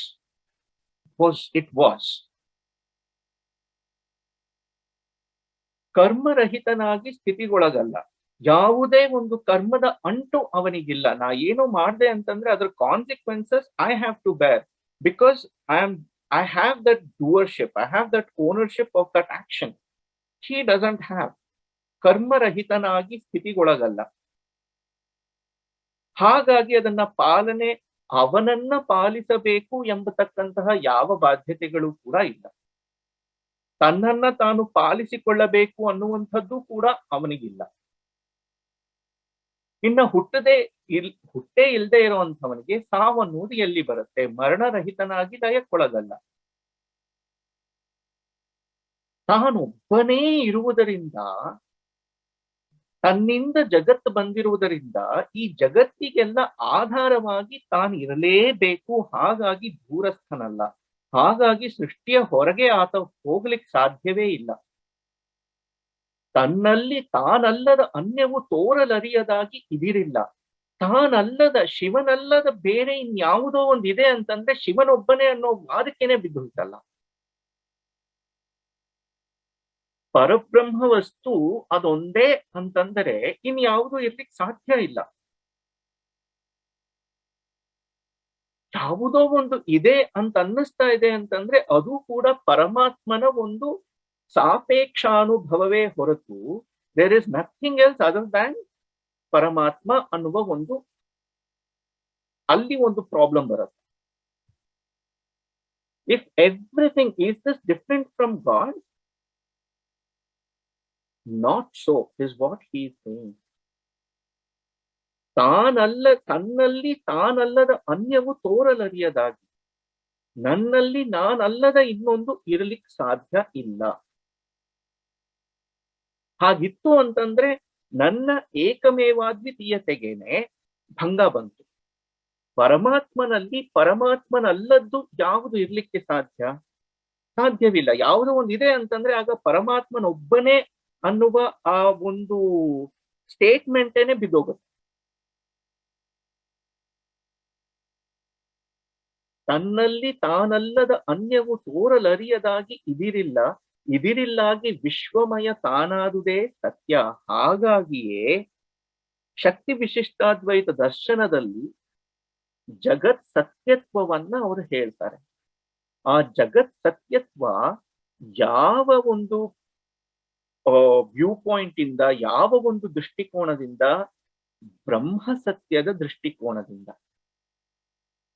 ಹಾಗಾಗಿ ನಾನು ನೋಡತಕ್ಕಂತ ಜಗತ್ತೆಲ್ಲವೂ ಸತ್ಯವೇ? ಹಾಗಲ್ಲ. ಆ ಬ್ರಹ್ಮದ ಸ್ಥಿತಿಯಲ್ಲಿ ಜಗತ್ ಸತ್ಯತ್ವವನ್ನ ಹೇಳ್ತಾ ಇರುವಂತದ್ದೇ ಹೊರತು ಜೀವ ಸ್ಥಿತಿಯಲ್ಲಿ ನೋಡುವಂತಹ ಜಗತ್ತಿನ ಸತ್ಯತ್ವವನ್ನ ಹೇಳ್ತಾ ಇಲ್ಲ. ವಿಶ್ವಮಯ ತಾನಾದುದೇ ಸತ್ಯ. ಯಾಕೆ? ಅರಸು ಕಾಲಾಳಾಗಬಲ್ಲ ತನ್ನ ವಿನೋದಕ್ಕೆ. ರಾಜ ಆದವನು ಸೇವಕನಂತೆ ವರ್ತಿಸಬಹುದು. ಅವನಿಗಾದ ಆಟ. ನಾನ್ ರಾಜ, ನಾನ್ ಸೇವಕನಂತೆ ಮಾಡ್ತೀನಿ. 1 hour I am going to go serve people as their servant. ನನಗೋಸ್ಕರ ನಾನೇ ನನ್ನ ರೂಲ್ಸ್ ನಾ ಮಾಡ್ಕೋತೀನಿ, ನಾನೇ ರೂಲ್ಸ್ ಬ್ರೇಕ್ ಮಾಡ್ಕೋತೇನೆ. ಮರಳಿ ಅರಸಾಗಬಲ್ಲ ಅರಸು ಕಾಲಾಳಾಗಬಲ್ಲ ತನ್ನ ವಿನೋದಕ್ಕೆ ಮರಳಿ ಅರಸಾಗಬಲ್ಲ ನಮ್ಮ ಉರಿಲಿಂಗ ಪೆದ್ದಿಪ್ರಿಯ ವಿಶ್ವೇಶ್ವರನು ಜಗವಾಗಲೂ ಬಲ್ಲ, ಜಗವಾಗದಿರಲೂ ಬಲ್ಲ. ಅವನು ಜಗತ್ತೂ ಆಗ್ತಾನೆ, ಆಗದೇನು ಇರುವಂತಹ ಆ ನಿರ್ಮಲವಾಗಿ ಇರತಕ್ಕಂತಹ ತತ್ವವಾಗಿಯೂ ಕೂಡ ಇರ್ತಾನೆ.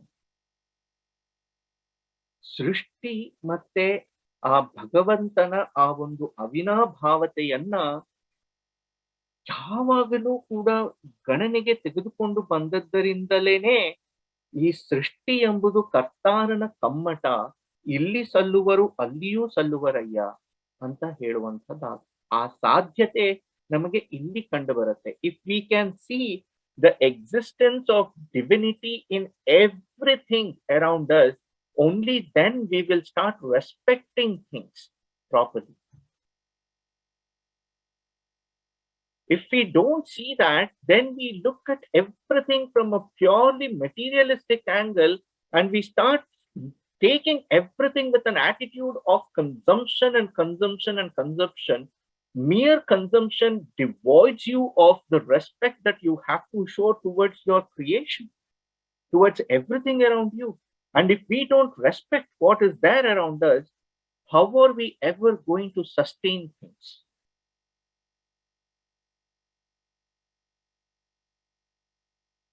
That is why that spiritual outlook of looking the divinity, finding and realizing the divinity inside everything is so important.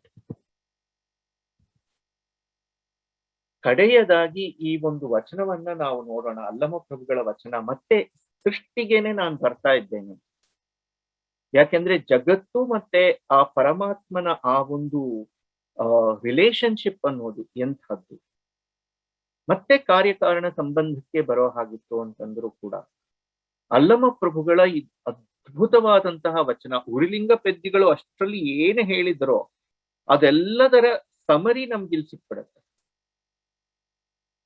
ಮರದೊಳಗಣ ಪತ್ರೆ ಫಲಂಗಳು ಮರಕಾಲ ವಶದಲ್ಲಿ ತೋರುವಂತೆ ಹರನೊಳಗಣ ಪ್ರಕೃತಿ ಸ್ವಭಾವಗಳು ಹರಭಾವದಿಚ್ಛೆಗೆ ತೋರುವವು. ಲೀಲೆಯಾದೊಡೆ ಉಮಾಪತಿ ಲೀಲೆ ತಪ್ಪಿದೊಡೆ ಸ್ವಯಂಭೂ ಗುಹೇಶ್ವರ.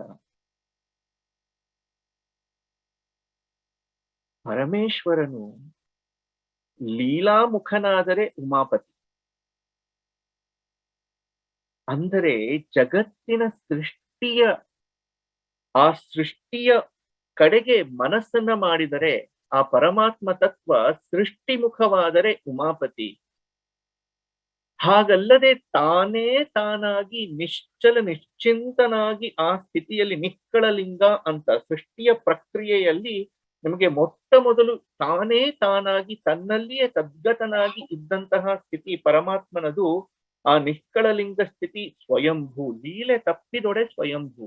ಸೃಷ್ಟಿ ಮುಖನಾಗಿರಲಿಲ್ಲ ಅಂತಂದ್ರೆ ಸ್ವಯಂಭೂ, ತಾನೇ ತಾನೇ. He is just lost in himself.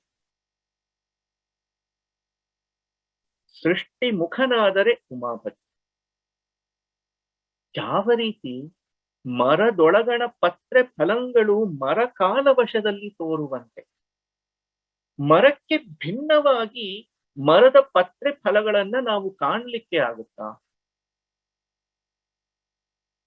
ಆಗುವಂಥದ್ದಲ್ಲ. Can you say that the leaf can exist by itself without the tree? We can't.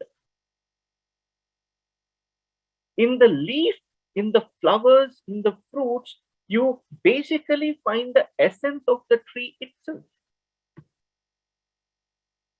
The whole essence of the tree is present.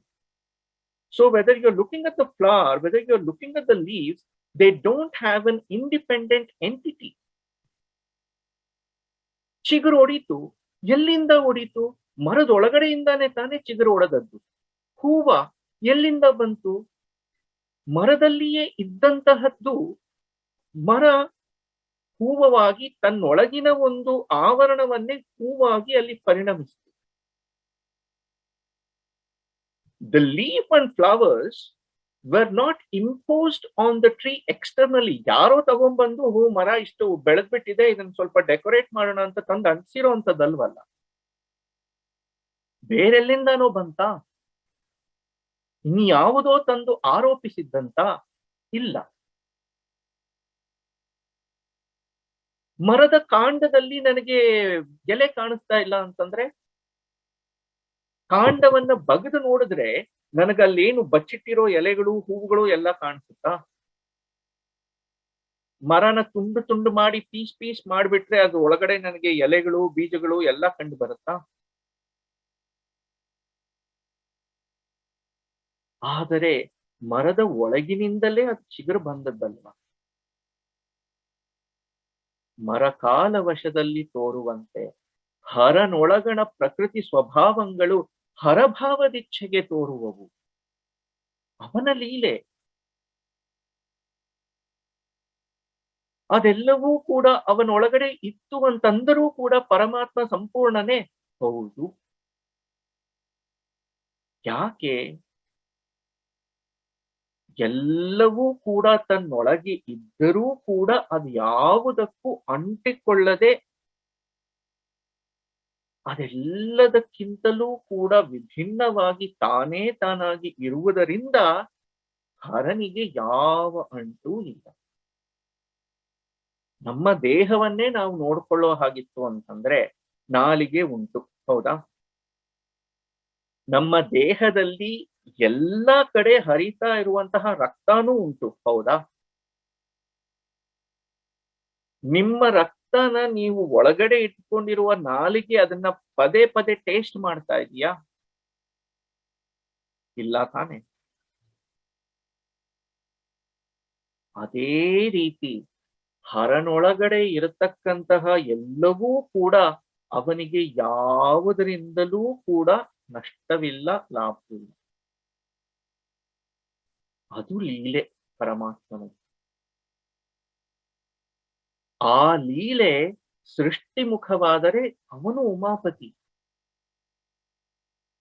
ಆ ಸೃಷ್ಟಿ ಪ್ರಕ್ರಿಯೆಗೆ ಬೇಕಿರತಕ್ಕಂತಹ ಶಕ್ತಿಯೂ ಕೂಡ ಪರಮಾತ್ಮನೊಳಗಡೆಯಿಂದನೇ ಬರುವುದರಿಂದ ಆ ಒಂದು ದರ್ಶನಕ್ಕೆ ಶಕ್ತಿ ವಿಶಿಷ್ಟಾದ್ವೈತ ಅಂತ ಬಂದದ್ದು. ಶಕ್ತಿ ವಿಶಿಷ್ಟನಾಗಿರ್ತಕ್ಕಂತಹ ಪರಮೇಶ್ವರ ಶಿವ ಶಕ್ತಿ ವಿಶಿಷ್ಟನಾದಂಥವನು. ಈ ಇಡೀ ಸೃಷ್ಟಿಯನ್ನ ಮಾಡತಕ್ಕಂತಹ ಶಕ್ತಿಯೂ ಕೂಡ ಪರಮೇಶ್ವರನಲ್ಲಿಯೇ ಅಂತರ್ಗತವಾಗಿರುವಂಥದ್ದು. ಅದನ್ನ ನಾನು ಬೇರೆ ಮಾಡಿ ಉಮೆಯಾಗಿ, ಉಮಾ ಸಹಿತನಾಗಿ, ಉಮಾ ಮಹೇಶ್ವರನಾಗಿ ನಾನು ಕಾಣ್ತೇನೆ. ಸಚ್ಚಿದಾನಂದವಾಗಿ ಇದ್ದ ಅಂತಂದ್ರೆ ಅವನು ಸ್ವಯಂಭೂ, ತಾನೇ ತಾನಾಗಿ ಇರ್ತಕ್ಕಂಥವನು ಪರಮೇಶ್ವರ. ಅವನ ಸೃಷ್ಟಿ, ಆ ಸೃಷ್ಟಿಯ ಬಾಧ್ಯತೆ ಅವನಿಗೆ ಯಾವುದೂ ಇಲ್ಲ. ಮಗು ಆಟ ಆಡ್ಬೇಕು ಅಂತಂದ್ರೆ ಒಂದು ಪೇಪರ್ನ ತಗೊಂಡು ಆ ಪೇಪರನ್ನೇ ಮನೆ ಅನ್ಕೊಳ್ಳುತ್ತೆ, ಆ ಪೇಪರನ್ನೇ ಏರೋಪ್ಲೇನ್ ಅನ್ಕೊಳ್ಳುತ್ತೆ, ಆ ಪೇಪರ್ನೇ ಇನ್ನೊಂದು ಅನ್ಕೊಳ್ಳುತ್ತೆ, ಆ ಪೇಪರ್ನೇ ತಟ್ಟೆ ಮಾಡ್ಕೊಂಡು ಆ ತಟ್ಟೆ ಮೇಲೆನೆ ಇಡ್ಲಿ, ದೋಸೆ, ಲಾಡು, ಚಕ್ಲಿ ಎಲ್ಲ ಹಾಕ್ಬಿಟ್ಟು ತಗೋ ತಗೋ ಅಂತ ತಿನ್ಸತ್ತೆ. ನಾವು ಚೆನ್ನಾಗಿದೆ ಚೆನ್ನಾಗಿದೆ ಅನ್ಕೊಂಡು ತಿಂತೇವೆ. ಯಾಕೆ? ಲೀಲೆ.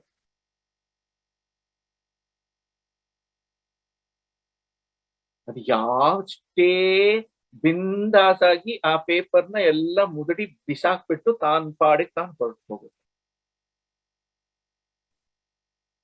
ಆ ಬಾಧ್ಯತೆಗಳು ಪರಮೇಶ್ವರನಿಗೆ ಎಂಬತಕ್ಕಂಥ.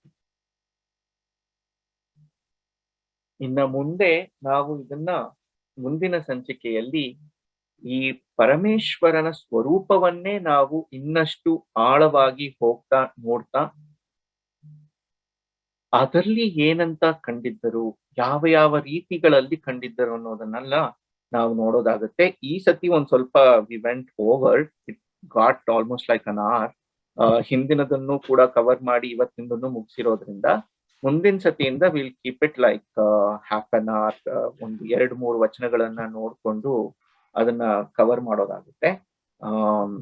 ಯಾ, ಸೊ ಇವತ್ತಿನದಕ್ಕೆ ನಾವು ಇವತ್ತಿಗೆ ಇಲ್ಲಿಗೆ ನಿಲ್ಲಿಸ್ಬಹುದು. ಶರಣ ಏನಾದ್ರೂ ಕ್ವೆಶನ್ಸ್ ಇತ್ತು ಅಂತಂದ್ರೆ comments absolutely please feel free. ಧನ್ಯವಾದಗಳು ಪ್ರವೀಣ್ ಅವರೇ, ತುಂಬಾ ಚೆನ್ನಾಗಿ ತಿಳಿಸ್ಕೊಟ್ರಿ ಇವತ್ತಿನ ಈ ಸಂಚಿಕೆಯನ್ನು ಕೂಡ. ಒಳ್ಳೊಳ್ಳೆ ಎಕ್ಸಾಂಪಲ್ಸ್ ಇತ್ತು. Made it very simple for us to follow all the difficult concepts. ವಚನಗಳು ಕೂಡ ತುಂಬಾ ಚೆನ್ನಾಗಿದ್ವು. ಹೌದು, ಇವತ್ತದೇ ಒಂದ್ ಸ್ವಲ್ಪ ಕಾಂಪ್ಲಿಕೇಟೆಡ್ ಇದೆ ಅಂತಾನೆ ಅನ್ನಿಸ್ತಾ ಇತ್ತು ನಮ್ಗೆ. ಸೃಷ್ಟಿದೆಲ್ಲ ಇನ್ನ ಬಂತು ಅಂತಂದ್ರೆ ಪರಮಾತ್ಮ ತತ್ವದ ಒಂದು ವಿವರಣೆನೇ ಸ್ವಲ್ಪ ಬಿಕಮ್ಸ್ ಕಾಂಪ್ಲಿಕೇಟೆಡ್. ನಿಜ.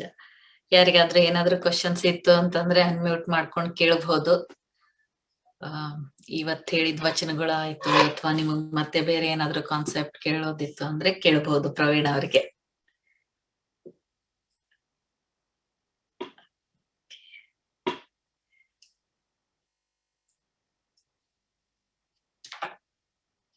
ಮೋಸ್ಟ್ಲಿ ಅನ್ಮ್ಯೂಟ್ ಮಾಡ್ಕೊಳಕ್ ಆಗ್ತಾ ಇದಾನೆ ಅಲ್ವಾ?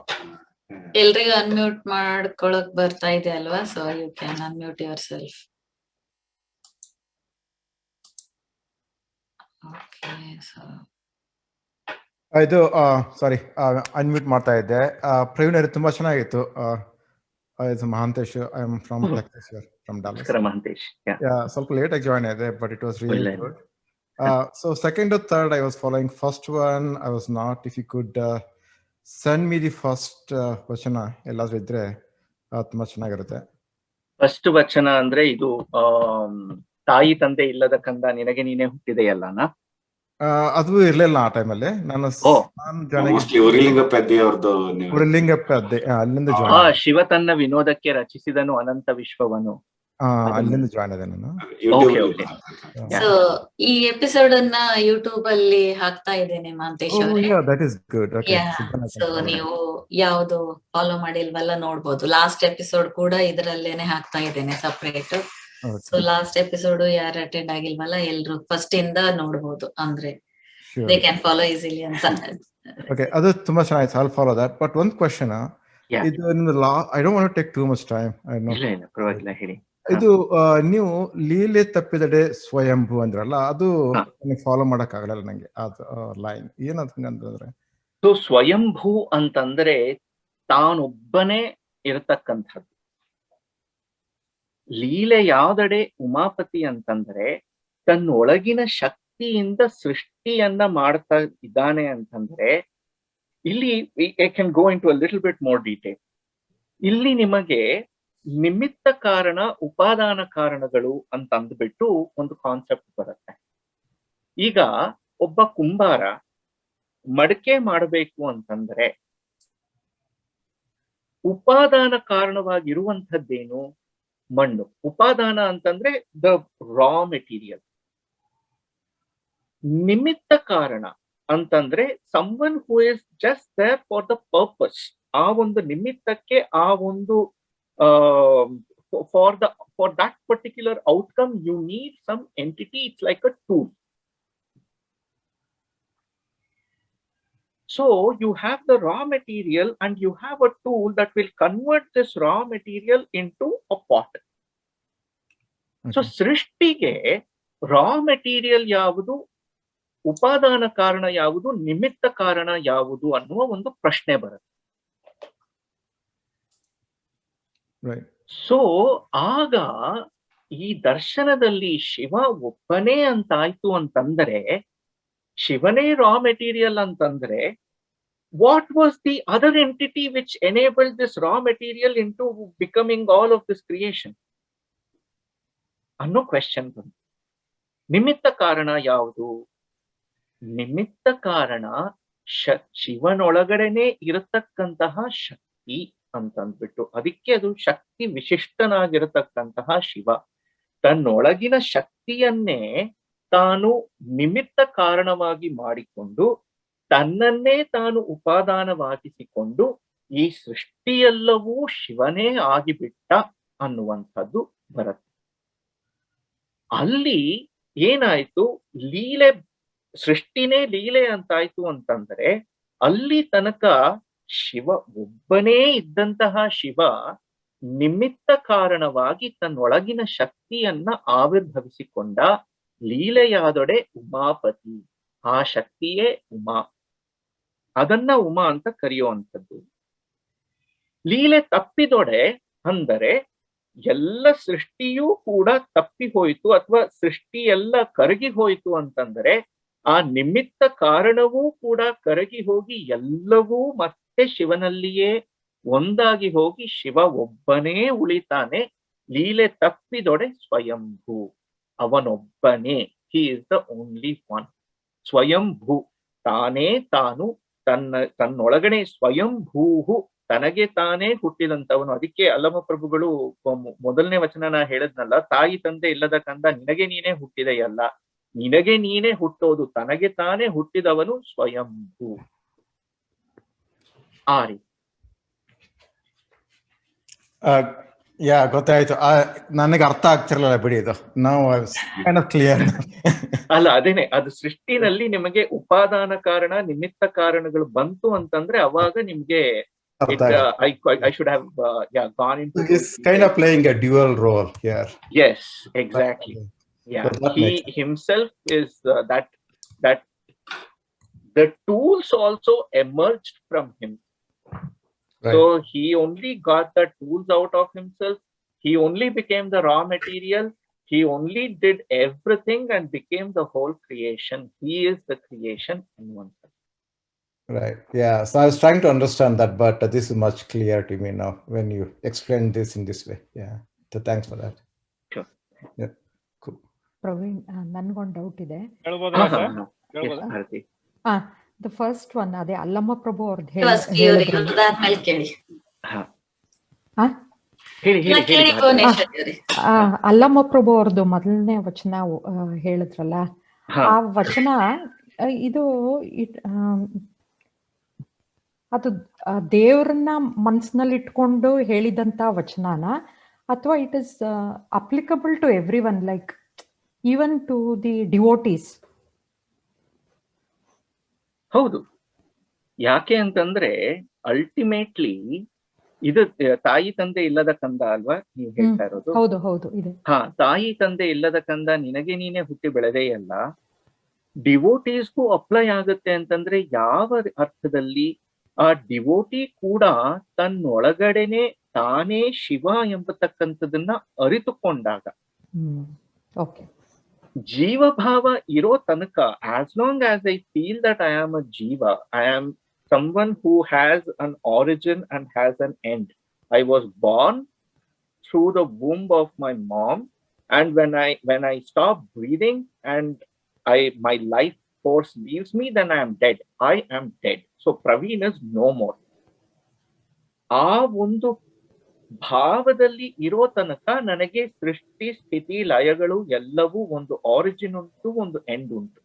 Okay, but if I can understand that my true identity is that I am Shiva. And when I realize that I am Shiva, when I truly realize that I am Shiva, then the same thing is going to apply to me also, because I am Shiva. Okay, yeah, ಅರ್ಥ ಆಯ್ತು, ಇವಾಗ ಅರ್ಥ ಆಯ್ತು. Okay Vasuki ಅವರೇ ಕೇಳಿ. Thank you. ನಮಸ್ಕಾರ sir, ಬಹಳ ಚೆನ್ನಾಗಿದೆ ತಂದು ಇದು. ಇದು one of the things which constantly bother me or intrigue me is ದ್ವೈತ ಅದ್ವೈತ. ಈಗ ಸೃಷ್ಟಿ, ಪ್ರಕೃತಿ, ಪುರುಷ, ಅಥವಾ ಶಿವ, ಶಕ್ತಿ. ಇದ್ರ ಪ್ರಕಾರ ಅಥವಾ ಸೈನ್ಸ್ ಪ್ರಕಾರ ನೋಡಿದ್ರೆ ಅಲ್ಲ, of course one way to look at is, ಸೃಷ್ಟಿ ಕ್ರಿಯೇಟ್ ಆಗುತ್ತೆ, ಇರುತ್ತೆ, ಹೋಗುತ್ತೆ ಅಂದ್ರೆ ಆವಾಗ ಓಕೆ ಶಿವನಿಂದ ಬಂತು ಅಂತ. ಬಟ್ ಸೃಷ್ಟಿನೇ ಅನಂತವಾಗಿದ್ರೆ, ಈಗ according to current science, even if there is a big bang, there was something before that. So the prakriti is eternal ಅಂತ. Prakriti is eternal, purusha is eternal. ಅದು ಸಾಂಖ್ಯರದ ಇದು. From scientific point of view, I find that a little more kind of truer kind of thing. I understand ಈ ಅದ್ವೈತದಲ್ಲಿ ಹೇಗೆ ಬರ್ತಾರೆ ಅಂದ್ರೆ, ಶಿವನೇ ಶಕ್ತಿ ಆಗಿ ಸೆಪರೇಟ್ ಆಗಿ he split himself and became ಇದಾಗಿ ಕೆಲವು ಇದು ಬರುತ್ತಲ್ಲ. ಸರಿ, ಹಲೋ. ಇಲ್ಲಿ ನೋಡಿ, ಇವಾಗ ನೀವು ಅದ್ವೈತವನ್ನ ಕೇವಲಾದ್ವೈತ ದೃಷ್ಟಿಯಿಂದ ನೋಡೋ ಹಾಗಿತ್ತು ಅಂತಂದ್ರೆ, ಅವರು ಹೇಳೋದು ನಿಮಗೆ ಪರಬ್ರಹ್ಮ ವಸ್ತು ಒಂದೇ ಇರೋದು. ಈ ಜಗತ್ತನ್ನೆಲ್ಲ ನೀವೇನು ನೋಡ್ತಾ ಇದ್ದೀರೋ ಅದೆಲ್ಲವೂ ಕೂಡ ವ್ಯಾವಹಾರಿಕ ಸತ್ಯವೇ ಹೊರತು ಪಾರಮಾರ್ಥಿಕ ಸತ್ಯವಲ್ಲ. ಸೊ ಹಾಗಾಗಿ ಅದ್ವೈತದಲ್ಲಿ ನಿಮಗೆ ಜಗತ್ ಮಿಥ್ಯೆ ಅಂತ ಹೇಳುವಲ್ಲಿ, ಜಗನ್ಮಿಥ್ಯೆ, ಈ ಸೃಷ್ಟಿ, ಈ ಜಗತ್ತನ್ನ ನೀವೇನ್ ನೋಡ್ತಾ ಇದ್ದೀರಾ ಅದು ಸುಳ್ಳು ಅಂತಂದ್ರೆ ಇದು ಇಲ್ಲ ಅಂತಲ್ಲ. But that it is not what is the eternal truth. The only thing that is true, the only thing that exist is Brahma. ಅಂದ್ರೆ ಪರಬ್ರಹ್ಮ ವಸ್ತು, ಬ್ರಹ್ಮನ್ ಪರಬ್ರಹ್ಮ ವಸ್ತು ಅಂತ ಅಂದ್ಬಿಟ್ಟು. ಹಾಗಿದ್ದರೆ ಸೃಷ್ಟಿ ಎಲ್ಲಿಂದ ಬಂತು? ಜಗನ್ ಮಿಥ್ಯೆ ಅಂತ ಆಯ್ತು ಅಂದ್ರೆ, ಸೃಷ್ಟಿಯೇ ಮಿಥ್ಯೆ ಅಂತ ಆಯ್ತು ಅಂತಂದ್ರೆ, ಸೃಷ್ಟಿ ಆಗಿದೆಯಲ್ಲ ಅಂತಂದ್ರೆ, ಸೃಷ್ಟಿ ನೀವು ನೋಡ್ತಾ ಇರುವುದು ಮಾಯಾವಶದಿಂದ ಅಂತ ಹೇಳ್ತಾರೆ ಕೇವಲ ಅದ್ವೈತದಲ್ಲಿ. ಮಾಯೆ ಎಲ್ಲಿಂದ ಬಂತು ಅಂತಂದ್ರೆ ಅದಕ್ಕೆ ಅನಿರ್ವಚನೀಯ ಅಂತಂದ್ರು. ಯಾಕೆ ಮಾಯೆ ಅಂತ ಬಂತು ಅಂತಂದ್ರೆ, ಮಾಯೆ ಎಲ್ಲಿಂದ ಅನ್ನೋ ಪ್ರಶ್ನೆ ಬರ್ತಿದೆಯಲ್ಲ, ಎಲ್ಲಿ ಅಂತಿದ್ದ ಹಾಗೇನೆ you come into the purview of space. Space itself is a concoction of Maya. It is like saying, this is where even science also comes into picture. The whole question of like, what was there before Big Bang?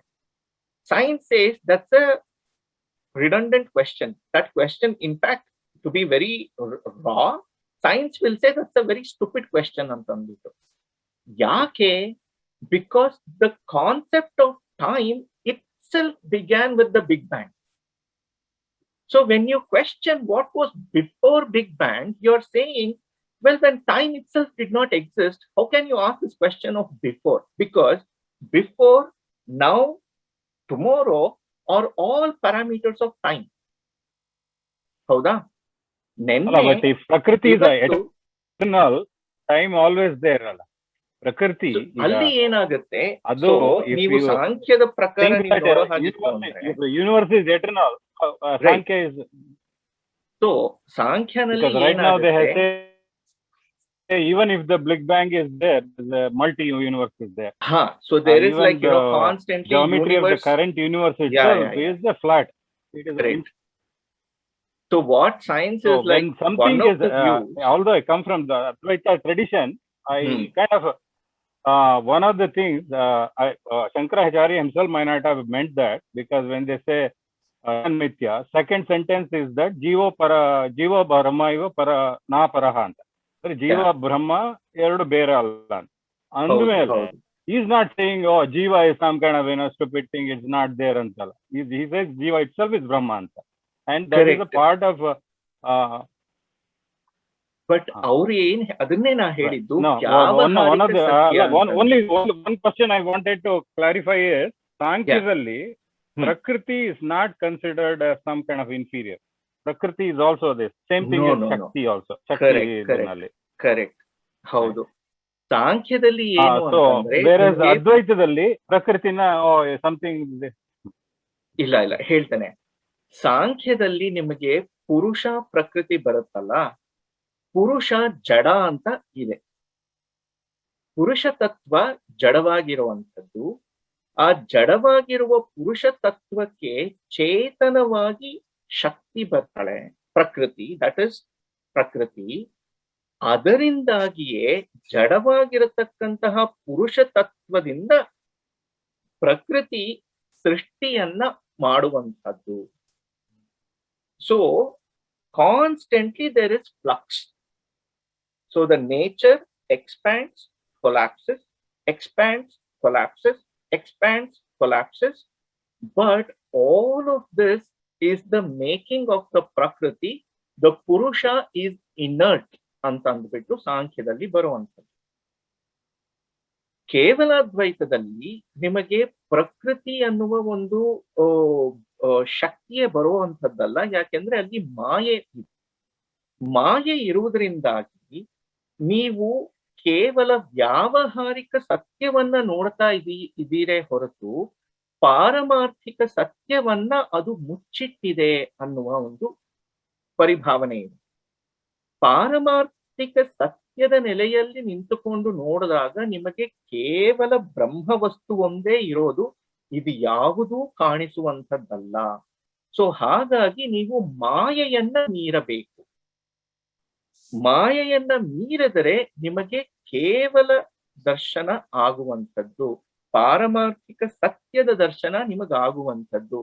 ಯಾಕೆ ಬಂತು ಅಂತಂದ್ರೆ, the concept of God is that anything that keeps changing cannot be considered as an eternal truth. Truth is truth. Truth cannot keep changing, right?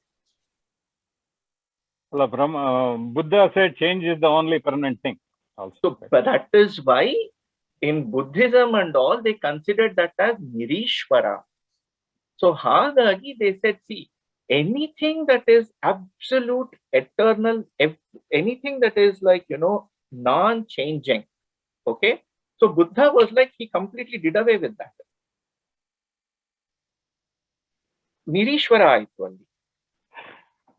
Ishwara ಸೇಶ್ವರವಾದವನ್ನ ನಾನು ಇಡೋ ಹಾಗಿತ್ತು ಅಂತಂದ್ರೆ ನಾನು ಪಾರಮಾರ್ಥಿಕವಾಗಿ ಅದನ್ನ ಸ್ಥಾಣು. ಅದಕ್ಕಾಗಿ ಪರಮೇಶ್ವರನ ಇನ್ನೊಂದು ಹೆಸರು ಕೂಡ ಸ್ಥಾಣು. He is eternal. Anything that is always kind of fluctuating cannot be considered as the truth ಅನ್ನುವುದು ಬರುತ್ತೆ. ಹಾಗಾಗಿನೇ ಕಪಿಲರ ಸಾಂಖ್ಯ ದರ್ಶನ ಏನಿದೆ ಅದರಲ್ಲಿ ಪುರುಷವನ್ನ ಅವರು ಜಡವಾಗಿಟ್ಬಿಟ್ರು. ಸುಮ್ಮನೆ ನೀನ್ ಬಿದ್ದಿರೋ ಪುರುಷನೇ, ನಿನಗೆ ಏನು ಕೆಲಸ ಇಲ್ಲ, ನಿನ್ ಕೈಲಿ ಮಾಡಿಸುವಂತದ್ದೆಲ್ಲವೂ ಕೂಡ ಪ್ರಕೃತಿ ಆಡಿಸುತ್ತೆ ಅಂತ ಅಂದ್ಬಿಟ್ಟು ಮಾಡಿದಂಥದ್ದು. And that is where that whole eternality of nature comes into picture, because Prakriti is always there, because as long as there is Srishti, there has to be Prakriti. And nature is eternal because, hey, look at your experiences around you.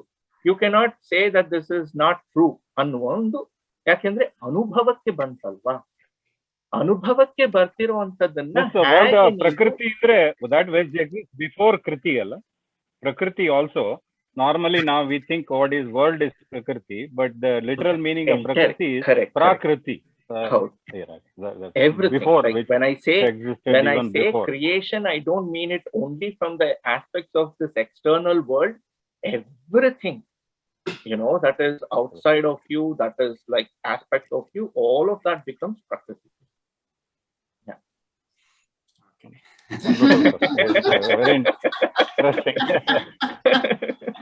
The eternal question, there are multiple ways to look at it. Each one is one way. Exactly.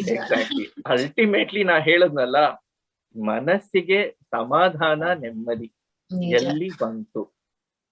ಆ ಸಮಾಧಾನ ನೆಮ್ಮದಿ ನನಗೆ ಪ್ರಕೃತಿ ಶಾಶ್ವತವಾಗಿರೋದ್ರಲ್ಲಿ ನೆಮ್ಮದಿ ಇದೆ ಅಂತಿತ್ತು ಅಂದ್ರೆ absolutely. ನನಗೆ ಪ್ರಕೃತಿಯಲ್ಲಿಯೇ ನನಗೆ ಎಲ್ಲವೂ ಶಿವನಾಗಿ ಕಾಣಿಸ್ತಾನೆ, ಅಲ್ಲಿ ನನಗೆ ಸಮಾಧಾನ ಇದೆ ಅಂತಂದ್ರೆ ವಂಡರ್ಫುಲ್.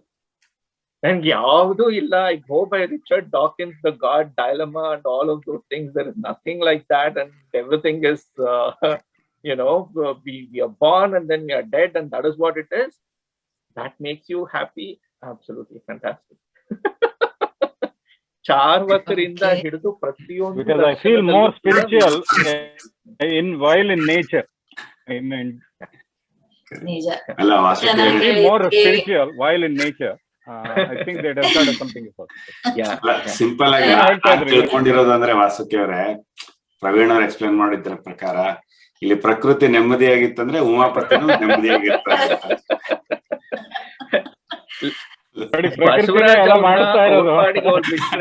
ಬಸವರಾಜ್ ಅವ್ರನ್ನ ಹೊರಪಾಡ್ಗೋರ್ ಬಿಟ್ರೆ ಸುಮ್ನೆ ಅವ್ರು ಆರಾಮಾಗಿ ಮನೆಯಲ್ಲಿ ಟಿವಿ ಹಾಕೊಂಡು ತಿನ್ಕೊಂಡು ಆರಾಮಾಗಿರ್ತಾರೆ. ಅವ್ರ ಕೈಲಿ ಕೆಲಸ ಮಾಡಿಸ್ಬೇಕು ಅಂದ್ರೆ ಪ್ರಕೃತಿಯಾಗಿ ಉಮಾ ಅವ್ರು ಬರ್ಬೇಕು, ಅವಾಗ ಕೆಲ್ಸಗಳಾಗುತ್ತೆ. ಕರೆಕ್ಟ್ ಆಗಿ ಎಕ್ಸಾಂಪಲ್ ಕೊಟ್ರಿ ನೋಡಿ. ಚೆನ್ನಾಗಿರೋದು ಪರ್ಫೆಕ್ಟ್ ಅದು ಎಕ್ಸಾಂಪಲ್. ಚೆನ್ನಾಗಿ ಹೇಳಿದ್ರಿ ಪ್ರವೀಣ್ ಅವ್ರೆ. ತುಂಬಾ ಚೆನ್ನಾಗಿನೇ ಎಕ್ಸ್ಪ್ಲನೇಷನ್ ಮಾಡಿದ್ರಿ. ಶರಣರು ಕಂಡ ಶಿವ ಈ ಸಂಚಿಕೆ ಕೂಡ ತುಂಬಾ ಚೆನ್ನಾಗಿತ್ತು. ತುಂಬಾ ಚೆನ್ನಾಗಿ ತಿಳಿಸ್ಕೊಟ್ರಿ ಪ್ರವೀಣ್ ಅವರೇ. ಇಂದು ಸೇರಿದ ನಿಮ್ಮೆಲ್ಲರಿಗೂ ತುಂಬಾ ಧನ್ಯವಾದಗಳು. ನಾವು ಮುಂದಿನ ವಾರ ಮತ್ತೆ ಇದೇ ಸಮಯಕ್ಕೆ 12 ಗಂಟೆ PST ಟೈಮ್ಗೆ ಭಾನುವಾರ ಮತ್ತೆ ಸಿಗೋಣ. ಅಲ್ಲಿಯ ತನಕ ಎಲ್ಲರಿಗೂ ಶರಣಾರ್ಥಿಗಳು.